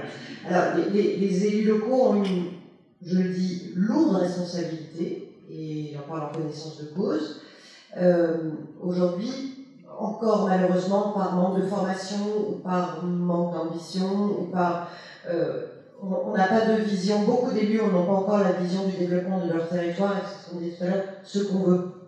Et là, le rôle de l'architecte, il est essentiel, parce qu'il peut aussi nous permettre de faire le lien avec la population. Et c'est vraiment un travail qu'il faut que les élus locaux s'approprient. Moi, j'ai été frappée quand j'ai fait le tour des 6 départements alpins sur la problématique des froids. Il y a encore des endroits de notre territoire, si on va dans les Hautes-Alpes, etc., où il n'y a pas de documents d'urbanisme qui sont aboutis. On ne s'est pas projeté sur ce qu'on veut, comme on imagine notre commune à horizon 20 ans, 30 ans. Il y a des tas de villes qui poussent comme des champignons, une ville que je connais très bien, je taire non, mais Isabelle voit de quelle ville je parle. On n'a pas de plan de développement urbain cohérent. On ne sait pas à 30 ans la gueule encore une ville. Et là, on a vraiment un dialogue avant. On n'est pas consulté les architectes. Mais oui, c'est ce que je vous dis, les élus locaux ont aussi une responsabilité. L'exception française qui tue, c'est qu'il n'y a pas besoin d'architecte pour le 90% des ce qui passe en France. L'exception française qui tue tout, c'est qu'on n'est pas sollicité par les architectes. Juste avant de passer la parole, j'ai un peu bossé, j'ai regardé une phrase de Charlotte Perriand qui m'a inspirée, qui disait qu'il fallait vivre son siècle et anticiper. Et je crois qu'aujourd'hui, oui, c'est ensemble qu'on doit faire ça. Et je vous rejoins. Alors, peut-être pour compléter ce propos-là, et moi je crois qu'on va arriver bientôt à la fin de la discussion, Stéphane Delorge, qu'on a entendu tout à l'heure, peut-être préciser, c'est peut-être d'ailleurs ce que vous avez dit à l'instant, mais pour aller dans le sens de ce que disait Thibaut Moga à l'instant, 800, 900 ou 1000 architectes en Savoie, Haute-Savoie, il y a aussi un ancrage local aussi que vous valorisez finalement dans votre propos. Voilà, je vous laisse. Merci. Non, juste, vous appelez à une table de conversation entre les élus et les architectes. J'ai une bonne nouvelle, elle existe déjà. Vous appelez à la communication, ça existe déjà. Vous appelez à ce que chacun joue son rôle de responsabilité, ça peut marcher. On l'a entendu aujourd'hui, je crois que tous les élus qui ont témoigné aujourd'hui sont des élus responsables, engagés en responsabilité pour leur territoire et portent avec une vraie conviction, il n'y a aucun doute. On a peut-être besoin de mieux entendre les architectes comme responsables et non pas seulement considérés comme prestataires. Et effectivement, si ces tables s'ouvrent correctement, alors ça marche. On se rappelle qu'il y a une loi de 77. Une loi qui a quand même une belle intériorité et qui n'a quasiment pas fait de cette loi nous rappelle que finalement, les architectes ont un devoir de conseil et sachez, mesdames et messieurs les élus, qu'il est sollicitable. Deuxième bonne nouvelle, dans les départements, il existe des conseils d'architecture et d'organisme d'environnement. J'en fais forcément la promotion, on est le partenaire de cette organisation. En réalité, les conseils d'architecture et d'organisme d'environnement sont typiquement les lieux de cette conversation élus, architectes, urbanistes, paysagistes, parce que j'en rajoute dans la liste. On n'est pas les seuls, attention, il y a des fois dans nos discours, on a vite tendance à se regarder un peu le nombril entre architectes. Mais on voit bien, on fait partie d'une chaîne, par contre il est clair qu'il y a une vraie compétence qui n'est pas mobilisée par les élus souvent. Et il y a une vraie responsabilité qui n'est pas mobilisée. Et je continue sur le métier d'architecte, et je m'en arrêterai là. On a évoqué la réhabilitation. C'est une même loi sur l'architecture de 1977, 1900 article 1er, que la qualité architecturale est d'intérêt public. Elle a ouvert à la fois la voie de ce qu'est le métier d'architecte et sa responsabilité, ce que sont les CLU accessoirement, et ouvert la voie d'exception pour dire, au fait, puisqu'il fait moins 170, maintenant moins 150 mètres carrés, ça ne vous concerne pas. Mais ça ouvre une vraie responsabilité que l'on pourrait remobiliser pour la réhabilitation. On l'a évoqué tout à l'heure avec le maire de Passy, il y a des sujets de réhabilitation qui sont quand même un peu sérieux. C'est pas juste venir avec un camion de polystyrène, on colle, je sais pas ça que ça se passe, parce qu'on a passé un coup de caméra thermique, on s'est fait peur avec l'image, elle est passée belle en général, rouge, bleu, vert, etc. On colle le polystyrène, dans ce cas, ça n'a même pas fait le diagnostic. En fait, on n'a pas fait le malade, on n'est même pas sûr qu'il y a un truc pété. Donc, je crois que là, à côté, je m'adresse cette fois effectivement aux législateurs, aux députés, il y a un vrai sujet ici. C'est à quel moment on va convoquer des gens qui sont formés pour. Et je ne parle pas que des architectes, ingénieurs. Il y a une équipe de maîtriseurs, une équipe entière. À quel moment on rend obligatoire le recours à des gens compétents pour faire des choses qui aboutissent à un résultat efficient. Parce que sinon, on continue à lancer l'argent public de l'État, accessoirement, dans ma poche, parce que c'est mon argent commun, c'est l'argent commun de tout le monde, pour faire des trucs qui ne servent à rien. Et tout ça sous prétexte de massification. Je pense que l'efficacité, elle est dans la compétence. Celle des élus à un moment donné, celle des professionnels, il y a un vrai travail encore à aboutir sur ce côté. Merci beaucoup. Et alors, on va avoir. Je vais tout de suite, on peut applaudir peut-être s'il y avait. Je vais passer le micro aux dernières personnes qui voulaient intervenir et on fera une réponse globale ensuite de ce côté-là, parce qu'effectivement, leur tourne assez vite et j'avais vu monsieur ici, voilà, s'il vous plaît. Merci, Maxime Megnaud, architecte à Albertville, jeune architecte. On a parlé aujourd'hui de l'architecte en acteur essentiel. Aujourd'hui, donc ça fait que 3 ans que je bosse dans le bassin berlinois, je rencontre une problématique donc, qui est en lien un petit peu avec le DPE, la rénovation, c'est les artisans. Parce qu'au final, on nous impose, et tant mieux, qu'il faut rénover un DPE, etc. Aujourd'hui, j'appelle les artisans, ils sont débordés de boulot, ils n'ont pas de main-d'œuvre, et donc qu'est-ce qui se passe? Ils vont aller bosser pour des commanditaires qui vont construire des lits-froids. Voilà. Donc aujourd'hui, moi j'ai beau mettre toutes les volontés possibles, je me casse les dents. Donc j'appelle aux politiques de revaloriser les filières d'artisanat, de qualité, parce qu'ils ne s'en sortent plus. Et on ne peut pas faire sans eux non plus. Voilà, c'est juste ça. Merci beaucoup pour ces témoignages. Encore une fois, on va faire un dernier tour de parole ensuite pour réagir à tout ça. On entend beaucoup d'idées qui complètent. Alors, on a une dernière intervention ici et c'est ça. Et voilà. C'est bon, je vous vois. Ça y est. Alors, moi, je fais du PLU, c'est ma vie. Donc, déjà, moi, je fais que du PLU, hein, donc je ne fais que de l'urbanisme réglementaire. Et pour vous dire, essayez d'intégrer un architecte dans un PLU. Super, hein, mais on n'est jamais retenu parce qu'on est toujours trop cher. Et ils vont prendre des équipes qui n'ont pas d'architecte. Donc il y a quelques communes, on a eu la chance de pouvoir bosser avec Tine, avec Isabelle, mais moi, tous les PLU, les appels d'offres où je mets un architecte dans l'équipe, on peut vous garantir qu'on ne passe même pas le premier tour. Hein. Donc déjà, voilà.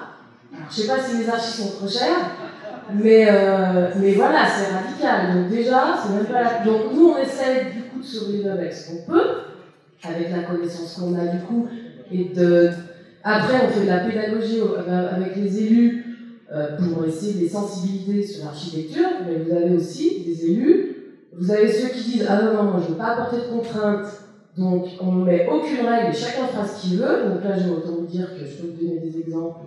C'est juste des musées des horreurs.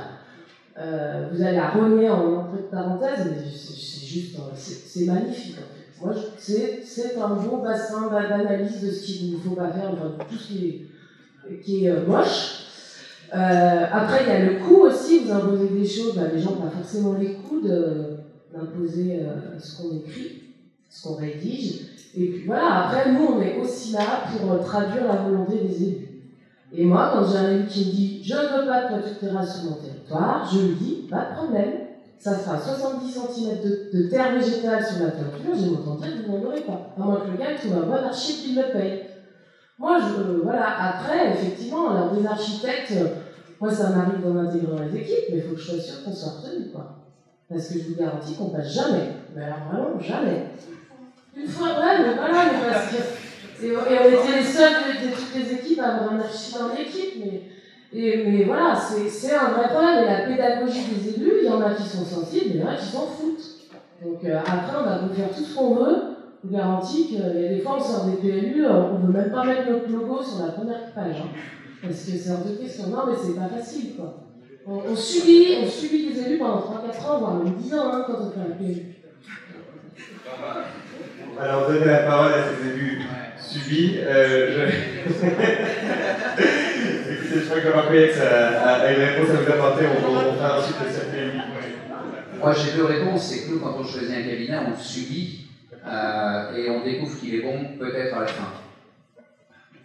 Mais qu'on ne peut pas s'en séparer. Ensuite, sur la pénurie, je ne partage pas, parce que la pénurie, elle est partout. Moi, j'ai des chapelles à restaurer, mais ça ne rapporte pas beaucoup. Donc, premier appel à candidature, 0 réponse. Deuxième appel en consultation.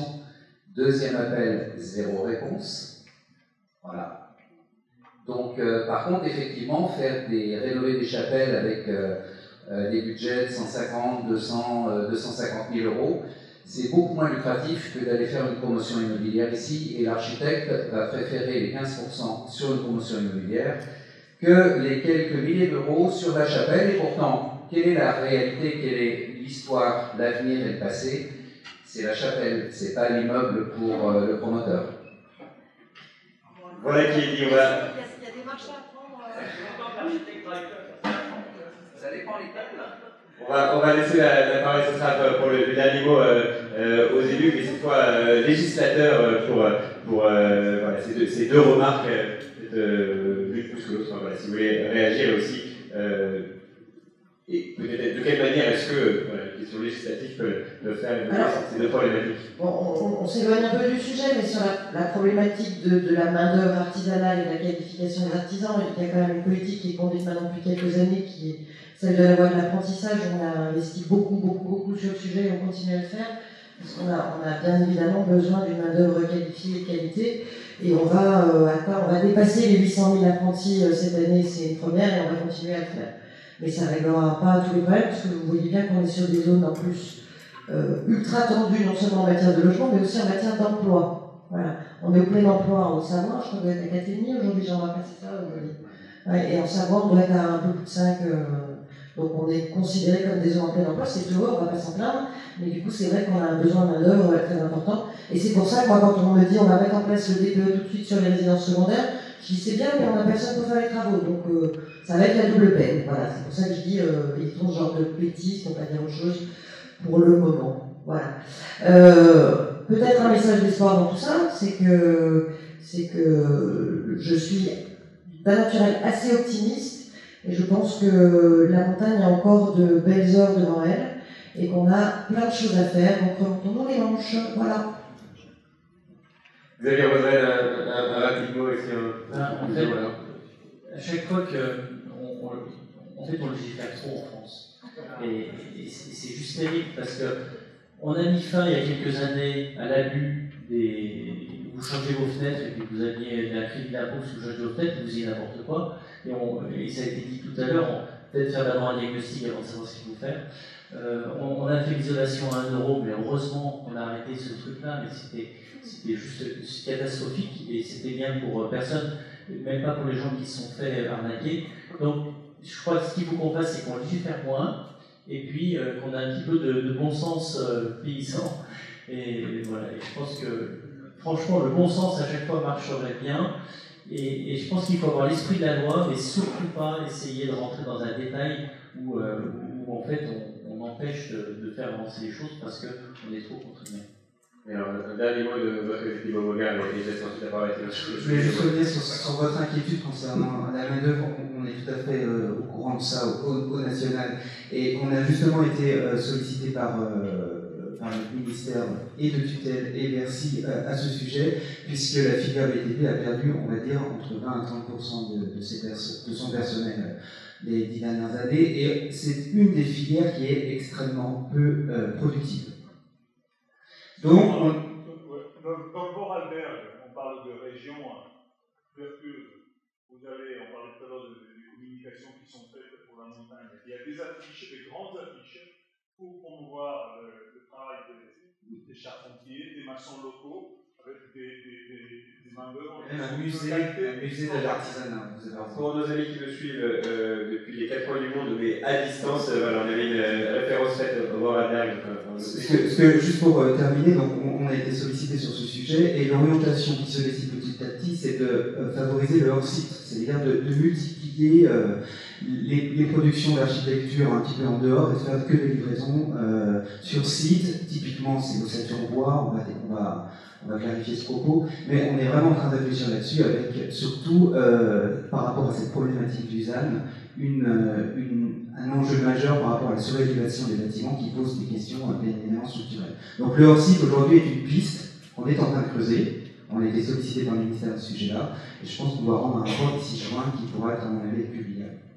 Merci Charlotte, je vous ai coupé la parole tout à l'heure, mais c'est pour vous faire le dernier mot aussi peut-être bref, afin qu'on ne rentre pas trop tard chez nous, je vois qu'il est déjà 20h. Je vais être bref avec une note d'optimiste.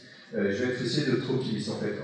En tant qu'architecte des PLG et urbaniste, vous avez compris, j'ai basculé du côté obscur parce qu'aujourd'hui je travaille à Tout France et je suis un vilain qui fait de la promotion, donc blague à part, la promotion évolue.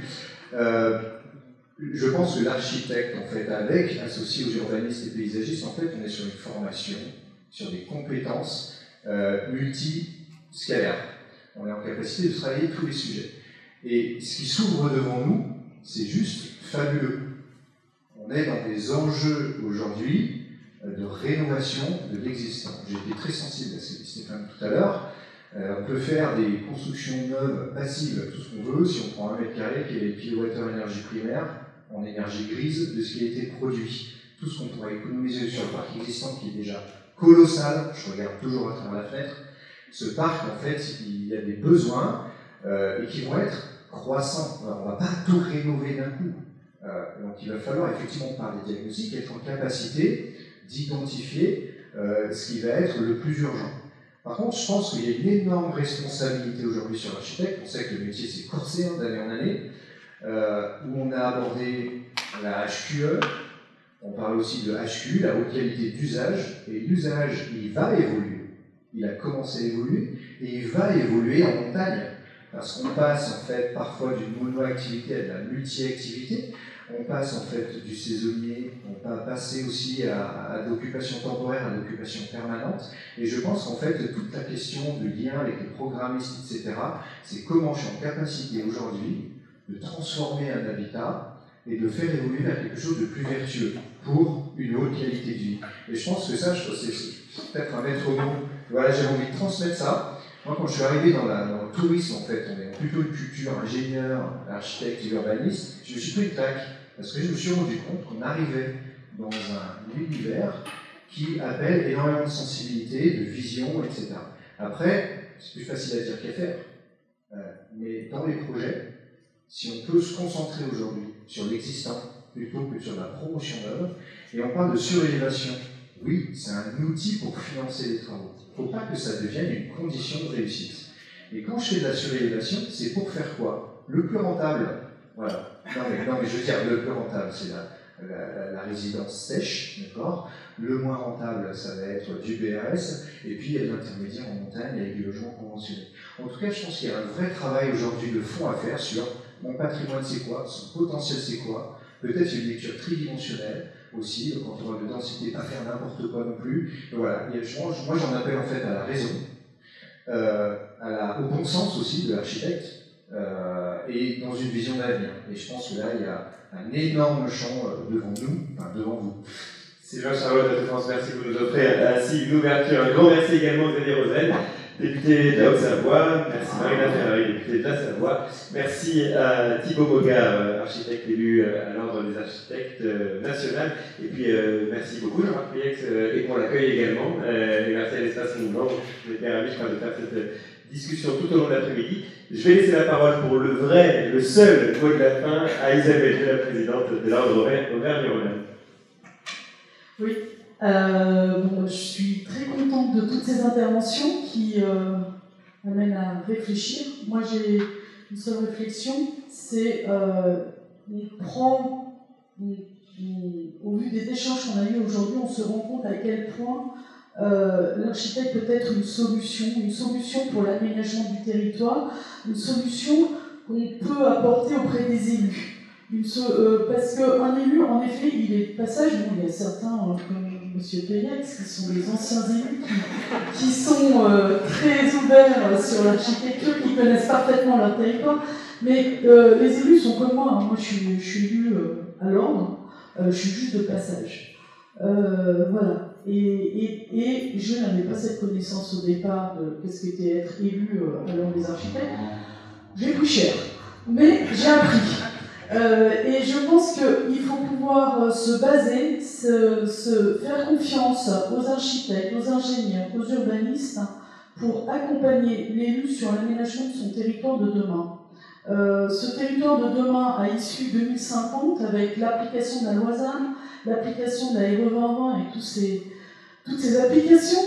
Ça fait peur, ça fait super peur. Moi actuellement je vois des PLU qui sortent. En construction neuve, je me dis, mais comment je vais faire pour appliquer ma RE 2020 On m'impose encore, il va falloir accepter que cette architecture évolue dans notre territoire. Et ça, je ne sais pas si beaucoup d'élus vont avoir le courage. Mais avant ça, ce que nous pouvons faire pour vous accompagner, c'est déjà, j'appelle un peu un appel à projet, dans le sens où nous avons pris l'initiative et nous avons pris la décision au niveau de notre conseil, c'est de mettre en place une résidence d'architecte sur l'application de la loi ZAN sur un territoire de montagne. Parce que l'application de la loi ZAN en territoire de montagne, je comprends les élus municipaux, leur stress. On leur demande d'enlever le goudron, on leur demande de densifier, d'arrêter de s'étaler. Ils se disent mince le tourisme, mince les permanents, comment je fais pour maintenir tout ça? Eh bien, l'architecte est une solution. L'architecte a la capacité, moi j'aime bien dire quand j'ai commencé à sortir des études, c'est vrai, nous avons la capacité de voir à toutes les échelles. C'est-à-dire qu'on nous apprend à concevoir une chaise comme à avoir la perspective d'une commune, d'un territoire. Et il faut s'appuyer sur les architectes bien avant. C'est pas imposer un PLU à un architecte sans qu'on l'ait consulté. Il y a des architectes qui ont parfaitement connaissance sur leur territoire. Et ce que nous, Ordre, pouvons proposer actuellement aux élus pour déjà leur permettre d'avoir un peu moins de crainte sur cette application, ces mouvements de PLU, c'est en effet qu'ils puissent voir à l'échelle de leur commune qu'est-ce que l'application de la loi ZAN. Parce que la loi ZAN, ça fait vachement peur. Mais par contre, la loi ZAN, moi, je suis assez d'avis qu'elle doit être adaptée en fonction des territoires. On n'applique pas une loi ZAN de la même façon à Lyon, à Paris, qu'à Saint-Germain, par exemple. On ne peut pas appliquer de la même façon. Il faut prendre en compte, à mon sens, et c'est moi qui vous dis ça, à vous les élus, les députés, les sénateurs, de réfléchir. Donc nous, force, on veut, au niveau de l'ordre, vous montrer le chemin du possible en l'appliquant sur un territoire de montagne très contraint. Donc si vous connaissez des maires qui ont envie de jouer le jeu avec nous, on est open et on vous offre ça. Avant tout, je tiens aussi à repréciser le rôle très important des CAUE, qui sont tous fédérés par le RCAE. Ils nous ont accompagnés pour le montage de cette table, de cette réflexion. Cette table va continuer à se poursuivre dans le territoire. Là, c'est un premier coup, un premier essai. On va la déplacer à travers le département de la région Auvergne-Rhône-Alpes. Et l'objectif est vraiment aussi de vous amener des solutions de réflexion. Et voilà, on est à l'initiative de ça. On est à un premier pas. On n'a peut-être pas été tout parfait.